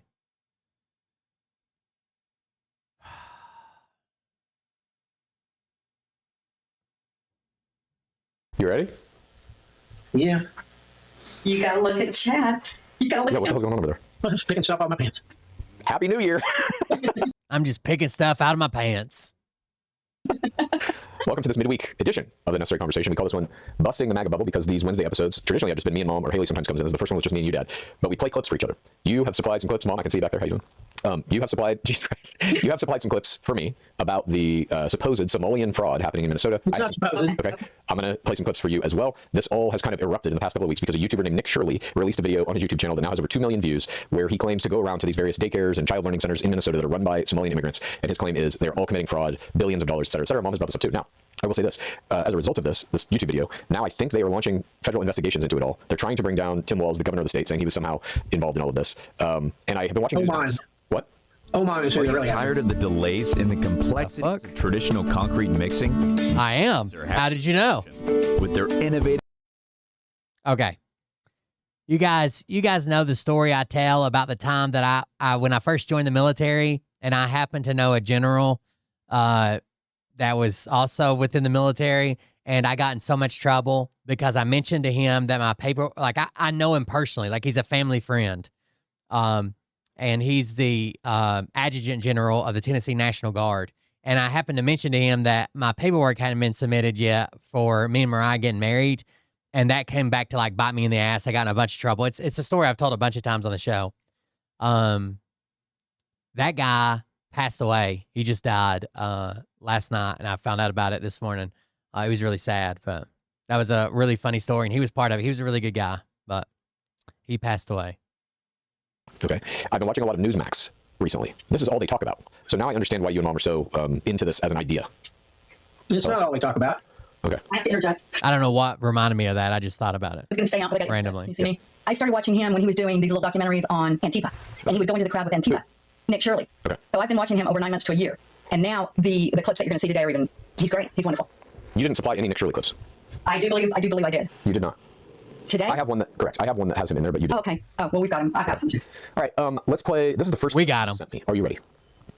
Dad, are you ready? Yeah. So a friend told me I should back off the Somali community in America, said I was going too hard. Well, I've got news for him. In this video, I'm not backing off, I'm doubling down. Let's start with some facts. 86% of Somali immigrants are on some form of government assistance after 10 years in this country, after 10 years in America. Unlike my hardworking immigrant parents, they didn't come here to build the American dream. They came here to collect the American welfare check. America is supposed to be the land of opportunity. Oh my God, dude, I'm already mad. It used to be before progressive policies. We transformed our immigration system from a gateway for the best and the brightest to a free-for-all for the grifters and the deadbeats. And that shift in policy created a shift in mindset. Immigrants used to come here with determination, drive, and a dream. Now they come here with empty pockets and open hands, expecting free housing, free food, and a government check. And thanks to many politicians, that's exactly what they get. Billions in fraud has been linked to Somali Minnesota migrants. That's in daycare, in housing, in healthcare, and SNAP benefits. More Somali fraud is coming out of Ohio, Washington, Maine, and Georgia. And while the Somali community is #1 on the grifter list, they're not alone. Immigrants from Afghanistan, Iraq, Syria, and many other third world countries don't want to be part of the American project. They want to leech off the American taxpayer. They don't want to integrate. They want to dictate. They don't value our culture. They mock it. And if you dare say hard work still matters, they... Jan 6 said. This didn't just happen. It's by design. Leftist politicians have shredded the immigration system to replace hardworking patriots with dependent voters. They've traded merit for mediocrity. And now the American taxpayer is left holding the bag and footing the bill. Okay. That was from a guy named Lee Trink. I'm not sure what the news is in that, or what do you want to discuss out of that clip? Why'd you send it? Well, the reason she sent that to you is so that you know that there are people out there that believe almost 100% of the Somalis are not here to be our buddies. 100%. Well, he said 89. I'm rounding up.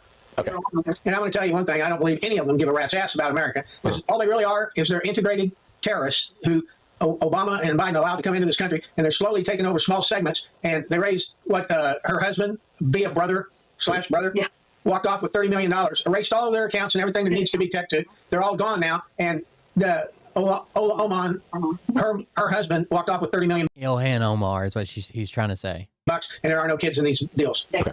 All we got is terrorism. The guys that started that rumor and claimed they had proof, but then couldn't produce it ever and did a whole press conference and all that shit back when I still supported Trump, they are now the guys that you pay $1 million to get a pardon from Trump. Islamic terrorism. Let me be very fucking specific. Okay. The Somalians are all Islamic terrorists. All of them, 100%. because they're not teaching their kids to be any different. They're teaching their kids to be worse. So the bottom line is we need to fucking boot them out of here one way or the other. Either get them on a plane and ship their ass out of here, or just plain ass shoot them. That's my opinion. Because you believe whatever 89% of the Somalian community in Minnesota is committing fraud? Yeah.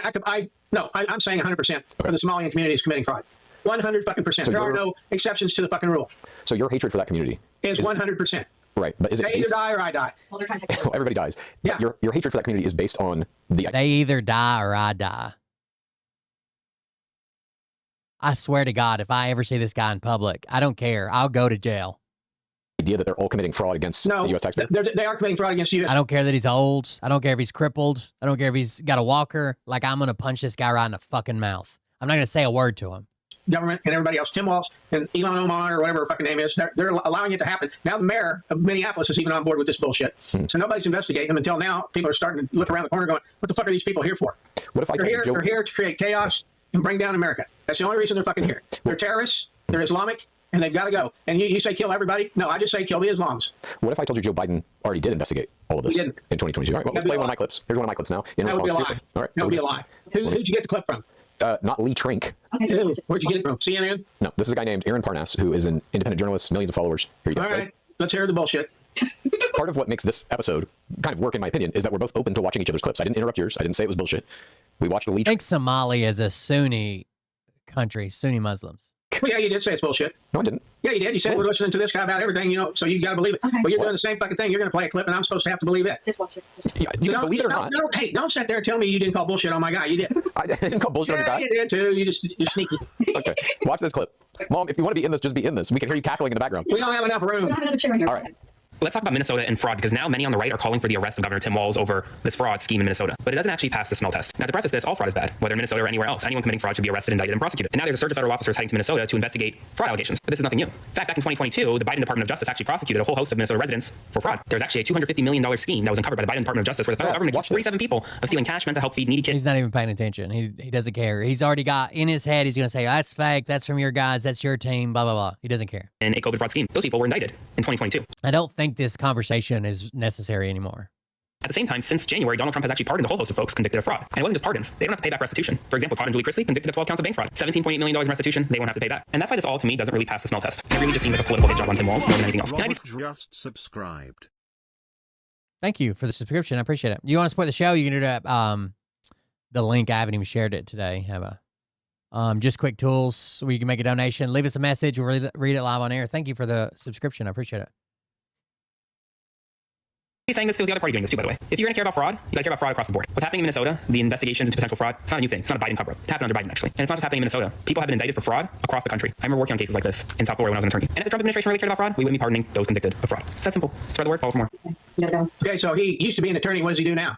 He's a journalist. Yeah, he doesn't have any credibility whatsoever. What he's doing is he's saying that people... You just sent a random guy on Instagram that has no credentials. Forgiven for fraud, but not one of them is a Somalian. That's what he's not telling you. Correct. He's talking about people who've done other fraud crimes and they've been pardoned, but they're Americans. He's not talking about Somalians being What's the difference in your mind in fraud? Huh? What is the difference in your mind between a Somalian committing fraud and, in quotes, an American committing fraud? Very simple. Americans are just breaking the law. The Somalians are here to kill us. So no Somalians should be forgiven for anything. They should be locked up and arrested.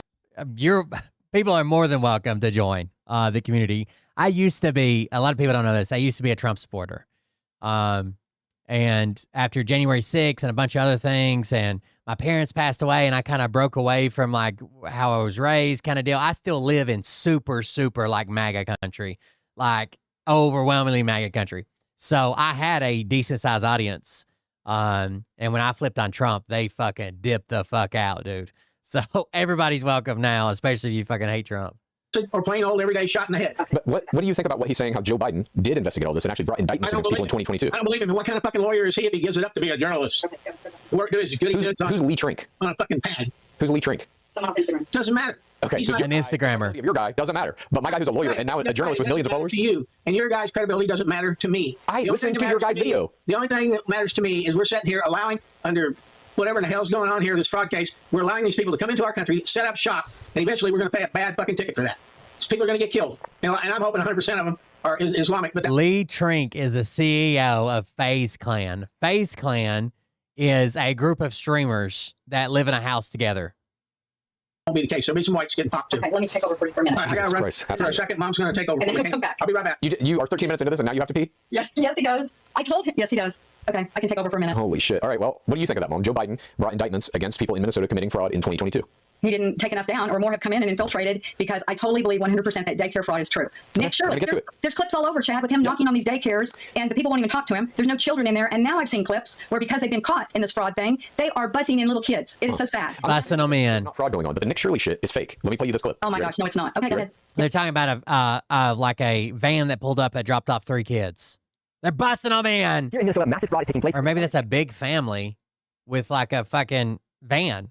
And the Somali population. Here, this building alone, Quality Learning Center, is a daycare, yet they spelled learning wrong. When they said hearing this daycare alone in 2025 has received $1.9 million from the government. The strange thing about these childcare centers is there's no one here right now. It's midday on a weekday. If you're trying to go inside, it's completely closed and the windows are all blacked out. No one's working midday. Children should be in here, and this place is licensed for 99 children. Be about to fact check this first. If you mess with me, make sure you hit that follow button. Let's get it. What the hell is he talking about? First, the reason why you don't see any kids there on a midday is because they're permanently closed. It makes me wonder, why didn't you show nobody what it said on that door? And I tried to read, but you literally blurred it out. Now, the reason why they're closed isn't because of fraud. It's because they're a bad daycare center. I mean, if you was an actual journalist, you would have been able to find all the investigations they had since 2022. Their last investigation was in July. See that all the violations are related to child safety, which is why the facility has been in probation multiple times, which makes me believe that that paper up there is a sanctioning paper. I know this because that's one of their violations that they didn't post it up. And if you see the citation, it's about sanctioning and removing licenses, which means that this facility is probably on a conditional license again. And also why they only. Oh yeah, fucking Travis. There was a couple different people I'd literally taught how to stream. Then suddenly they were like fucking enemies online. It was weird. Star. I would also like to add that it was the Trump administration DHS that actually audited the facility this year. He's still a fucking drunk loser. Any fraudulent activities were happening. In other words, this man is lying to push a false narrative on Somalis.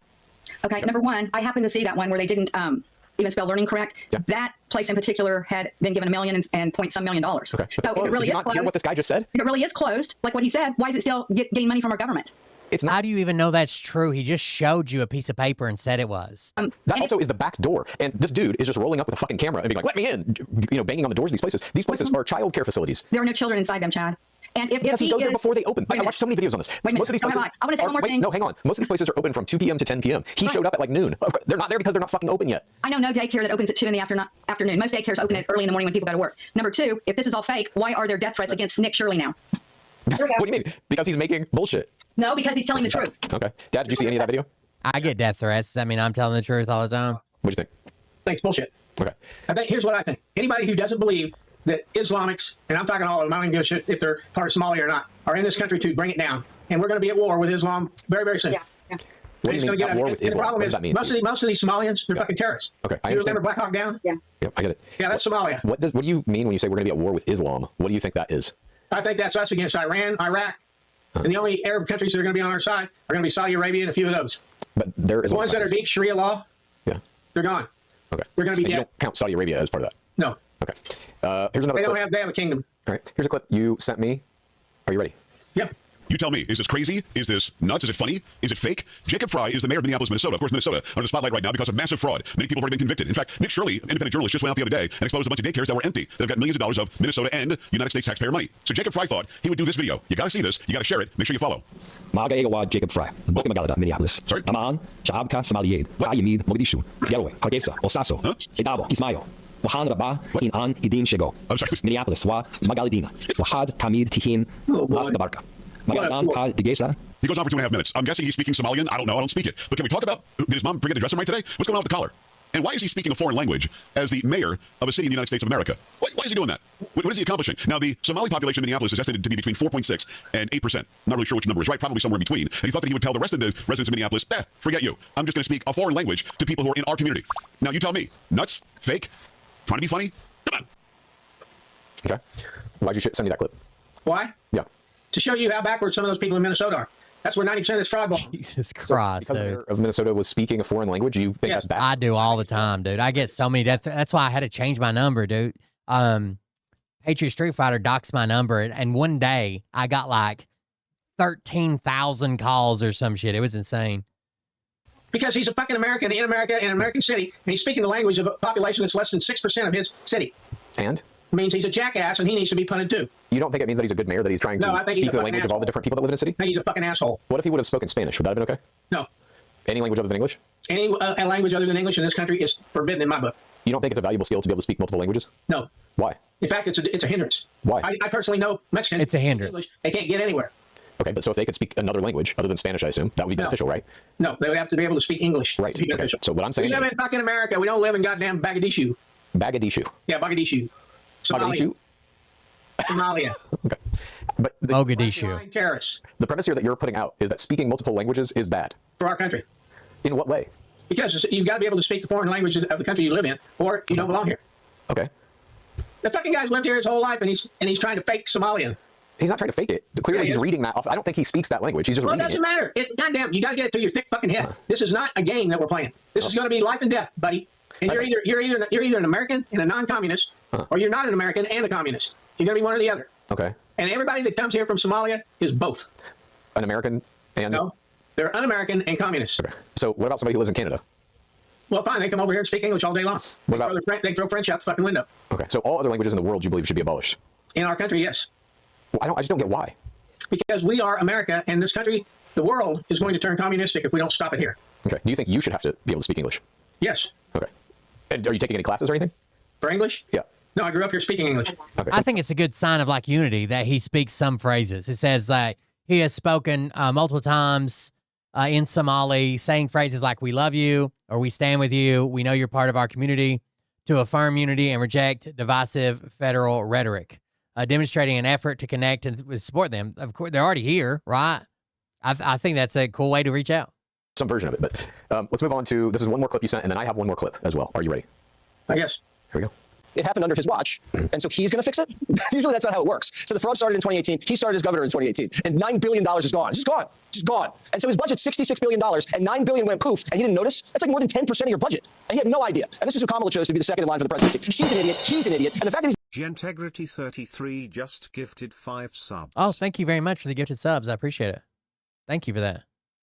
blaming Trump tells you everything you need to know about the Democratic Party. It's never integrity. Steal our money. It's your fault for finding out. And not only did they steal it and like use it to live like a quiet lifestyle, they bought bling. They bought Porsches. They wired it to like Mogadishu. Maybe it wound up in the terrorist pocket. We don't know. That'll be investigated. One guy spent $150,000 on crypto and then just flew to Amsterdam and disappeared. This is so I think the more the Trump regime kind of collapses, and then after midterms, maybe we'll get some more growth back into the channel. If this is what I keep doing, covering politics and stuff. And it's just a lack of respect for the hard work. I really like to build stuff too. I've been wanting for a long time to have a channel like working on stuff and building things, projects. It's not the greatest time to start in the middle of winter, but still. Men and women in this country who look at their paychecks, half the paycheck's gone anyway, and then the stuff we do give to the government is just gone. So what do we get? We get nothing. We just get debt. Okay. So this guy's big problem is they're taking taxpayer money and spending it on bling, as he puts it. Would you agree that that's primarily what he's talking about here? They spend most of it on the Islamic group that calls themselves, I don't know what they call themselves, but they're the creeps that are here from Somalia. They're sending it back to their country too. Yeah, Mom says they're sending it back to their country to the other people. But I'm saying your basic... We're funding terrorism. The basic complaint here is that they're taking taxpayer money and using it for self-enrichment. No, well, some of them do. Not very small portion of it. They filtered billions of dollars. We can only trace 30 million back to Omar Elon's husband / fucking brother. Yeah. Are you okay with that? You want to marry your sister? I don't. Look, if there's fraud. Then you better not go for Sharia law. Okay, if there's fraud happening, I'm 100% behind the idea of investigating it, indicting people, putting them through the What's your legal problem system. today? Well, my problem is there's a clear double standard in what this guy's saying. He's saying they're taking taxpayer money and buying bling with it. Then you look at Donald Trump. He's literally doing the exact same thing. He is taking taxpayer money and outfitting the White House in gold, building it now a $400 million in ballroom. the United States with Americans. He's not funding terrorism. He's not funding terrorism like your group's doing. He's funding a genocide. No. Yes. It's up to them whether they want genocide or not. Up to who? Fucking fraud, get the hell out of my country, or we're going to genocide your ass. Yeah, they need to be gone. Anybody, Mom, you're jumping in on this? Yeah, anybody in this country from Somalia is either dead or leaving. That's my hope. Okay. Now I want to play Damn, this here. This dude. who breaks down What a piece of shit. and talks about who was actually behind it. Are you ready? Okay. Let's have her. You have to watch this. You can't. Oh, that's awesome. It helps my streaming numbers, Jen. I'm getting a lot of messages about all this alleged fraud that's happening in Minnesota because it's my home state. The first message I got was from a friend of mine asking me if I'd seen that video that Wackadoodle Nick Shirley did going to that like quick learning center or whatever it's called. And I'm not saying this. I run a preschool when I greet dismissed kids. Oh yeah, I'm sure that's awesome for kids. And it groups that have kind of a trouble assimilating well, I think it's good for them to have businesses that they see run by people. Like I hope that they'll eventually assimilate fully.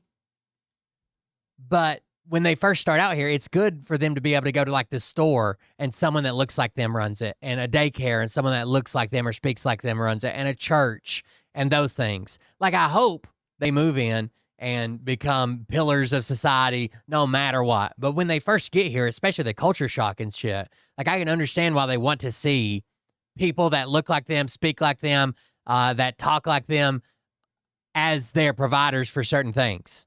There's not fraud going on in Minnesota. I'm just saying that some of it seems to be from Nick Shirley. So he goes to this learning center. It's a daycare that has taken millions of dollars. He's knocking, nobody's come to the door. But it would seem that he's actually at the back door. So here he is at the front door. It's a restaurant called Obby's Kitchen. That learning center is shut down due to multiple violations, none of which I don't believe had to do with fraud. But he doesn't tell his followers that it's actually a restaurant. So I got a bunch of messages about that. And then I got this comment on Instagram, which is a bad faith question. This guy's MAGA. And there has been a huge MAGA push to think about care that has taken millions of dollars. He's knocking, nobody's come to the door. But it would seem that he's actually at the back door. So here he is at the front door. It's a restaurant called Obby's Kitchen. That learning center is shut down due to multiple violations, none of which I don't believe had to do with fraud. But he doesn't tell his followers that it's actually a restaurant. So I got a bunch of messages about that. And then I got this comment on Instagram, which is You plan on covering the massive welfare fraud in your home state, or that topic not interest you? bad faith question. This guy's MAGA, and there has been a huge MAGA push to think about Somali people as fraudsters. Usually what they're referencing is the Feeding Our Future case. And yes, a lot of Somali people were implicated in that case. But what they conveniently leave out is this woman, Amy Bach. In 2016, she founded the nonprofit Feeding Our Future. And in 2020 is when the fraud began. This was at the beginning of the pandemic. This was during DJT's first term. He completely mishandled the pandemic to the point that he loses Trump's still pushing to deport Ilhan Omar. oversight on these kind of programs, allowing claims to get through unverified. And Feeding Our Future claimed that they were giving thousands of meals to children, and they never did. They pocketed that money to the tune of $240 million. In 2022, during Biden's term, Biden's FBI raided the organization, and the organization shut down. There were 78 suspects, Amy Bach, and all of her employees. In March of 2025, 40 of those people, including Amy Bach, were either found guilty or pled guilty. Merrick Garland called it the largest pandemic relief fraud scheme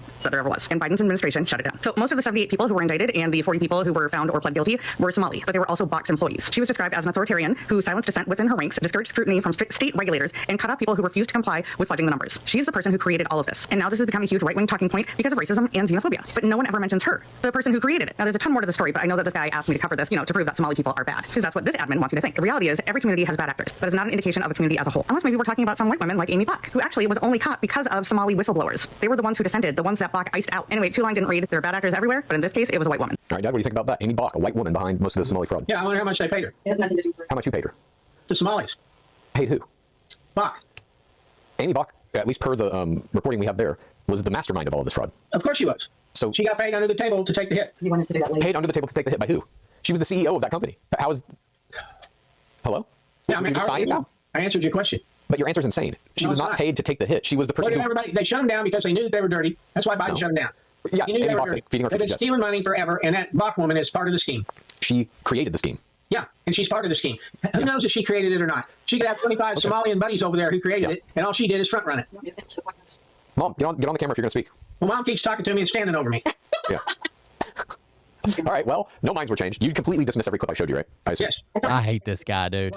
He wanted to say that. All right, here's what I want to He say. wants to end with this, and then I'll end with something I want to say. Okay. But don't we get questions? No. What do you mean? Okay, here you go. All right. Libtarded. That's what you are. You're libtarded. When you fight for a cause you don't understand, using facts you don't check, defending values you don't actually believe in, until someone disagrees and suddenly they're racist, phobic, and Nazis. Well, you know what? If I got to be one of those, I'll be all of those. Okay. And when it comes to Somalians, I'm very racist. All right. I hate all Somalians. The first part of your little description there fits you exactly. No, it doesn't. Yeah, it does. Can you read it again? You're the retarded. Can you read it again? I did. No, just read it one more time. once. I read it once. If you can't understand it, I can understand it. I just want to make sure we get it verbatim what it said. You got it verbatim. All right. Mom, can you read it? Can you read that? Retarded. All right. Never mind. Jesus Christ. Mom, what do you want to say? Okay. He's got to get up so I can talk. All right. Well, thank you, Dad, for doing this. It was interesting. I'll say that much. Yeah, I love you. Bye. I love you too. Be careful. Yeah, I'm not sure Wednesday. The crazy thing is, at the time that Ilhan Omar and her husband were in the U.S., her brother could have got it. Let's say she marries her brother. There's a 3-year waiting period for a green card. Okay? If she would have just said, this is my brother, and helped him come here, there's just a 5-year wait. There isn't a benefit to her even marrying her brother. A slightly shorter waiting period? Like, it doesn't even make sense, the narrative. Days with Dad are going to work, but I don't know. He held his own pretty good with you. He's off. There he goes. Bye. I don't think the fraud has anything to do with racism, like what that lady said, or anything like that. But anyway. Well, do you believe that here's what that woman, Amy Bach, was kind of the founder of this whole thing, the scheme? I don't think she was the founder, but she did go down. I did read about her. So you but don't now believe it's that involved, reporting then? It's involved that whole community of people now in Minnesota and Iowa. There's a lot of fraud going on in California, but I think the stuff in Minnesota right now is limelight, and it was brought to light by Nick Shirley. I think when you're talking about fraud and all this, it blows my mind that you don't realize Donald Trump is one of the biggest fraudsters this country maybe has ever seen. not with taking money from us and the taxpayers, and not with taking money and sending it to ISIS or sending it to terrorist groups across the sea. Right now, Donald Trump is using your money to put gold in the White House. How is that not? Huh? That's not hurting anyone. That's not giving money to terrorism. That's not hurting anyone or giving money He away. is taking, at the very least, millions of dollars of taxpayer money and putting up new pictures of presidents with little plaques under their names that insult them, essentially. He's putting gold trim everywhere. He's building now a $400 million ballroom, supposedly. I think he's just pocketing all that money. But that's Yes. They're only a few generations away from being the people that were spit on and called immigrants or whatever. You know what I mean? Like Crypto scheme after crypto scheme. I understand I'm incredibly lucky to even be born in the United States, even though I'm fucking poor, even though I fucking don't have everything I want or these goals or famous or whatever. I was born in the United States. Like, I've seen what happens when people are born in the fucking Middle East. It's not good. Taxpayer money? That was not taxpayer money. That was private investors. Okay. Sure. Okay. He has made over $1 billion on crypto schemes. He's been found guilty in the past of fraud. Trump University. That literally was just taking people's money for nothing. Again, does he give it to terrorism and terrorists that want to kill us and take us down? No. Okay. We want to wish all our viewers good health, love, and everything that brings you happiness. And he's pardoned people that takes money from terrorists through crypto scams and funds terrorism. Yes. Yes. The year going forward. Chad, did you know what the new year is going to be called? The year of 2026? No. Oh, Chadley, do you really not know? I don't think so. What is It's the year of shiny hiney. It's the year of the horse. Oh, okay. Nice. We wish that your path becomes clearer, opportunities suddenly open up, your confidence will rise high, the horse will push you forward, and trust your instincts and take big steps forward. They are powerful animals. They are unlimited opportunities. And thank you to all of our friends and family and viewers that have helped us this last 2025 and push us forward into the year of the horse. All right. Very nice message. Thank you very much for that. You are welcome. Happy New Year to you. Are you guys doing anything fun tonight? I think it's the year of the fire horse, isn't it? Just making sure he's not on the ground anymore. We had a little mishap last night. I promised him today that I would help him with some stereo equipment that was real far on the ground. I said, I'll help you tomorrow. He said, okay. Okay, no big deal, I'll help you. Well, I went to bed about 9. I was tired, and then I hear screaming at 10:30. Apparently, he chose to do it himself, and he was down on his hands and knees and then couldn't get back up. He did not fall. He just couldn't push all the way back up. Yeah. So, This is going to sound fucked up, but thank God these boomers are dying off. There is no convincing them. There's no changing their minds. They're white. They're right. The country's here for them. They think everybody should just work harder and pull themselves up for their bootstraps because they did it. Everybody else just complains too much. So very eventful night. I love you, Chad. Happy New Year. What are you doing? What are you doing for the New Year tonight? I think I'm writing some stuff. Don't go to any big places. You know, there's people that love to go out and celebrate and then drive drunk. And I'm not one of them. I don't like to be in crowds and shit. I don't like to be in crowds either, and I hope that it will be a safe New Year for everyone because there's been all kinds of things said that might happen in different cities. Yeah, indeed. However you're celebrating New Year's, we hope that you have a good one. And like my mom said, 2026, hopefully the horse will pull us all into a better future. But thanks for watching. Huh? Shiny hiney. Yes, it will. Yeah, it's been an interesting 2025. We didn't really do a year-end recap, but a lot of wild shit happened in Trump's first year. Maybe we'll talk about that on Sunday a little bit. Please join us for that. And we also are now doing live shows every Sunday night at 6 p.m. PST, where we kind of take questions from everybody and talk about the episode that just came out that day. So we'll be doing that as well. And that's it. Thanks for doing this with me, Mom. And I guess Dad, too. I love you. I do hope 2026 is a good year for our entire family. Trump said just a shitty person, dude. Bye. Trump should, I can't even believe his name's fucking on it. Just add your name. Maybe it'll be the Donald J. Trump and Abraham Lincoln Memorial soon. Who knows? And the Donald J. Trump and George Washington Monument.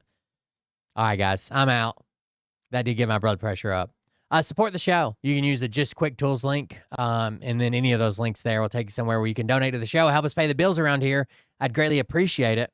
That's how we pay and keep the show on air. It doesn't have to make money. It just has to fund itself. So if you're interested in that, go to the link. Just Quick Tools, my links, Cold Breaker Festival. I think the mods will probably share it. Other than that, Happy New Year. Not much has changed, but welcome to it, I guess. And I'll see you on the next one. Have a good night. Love you. See you. Bye.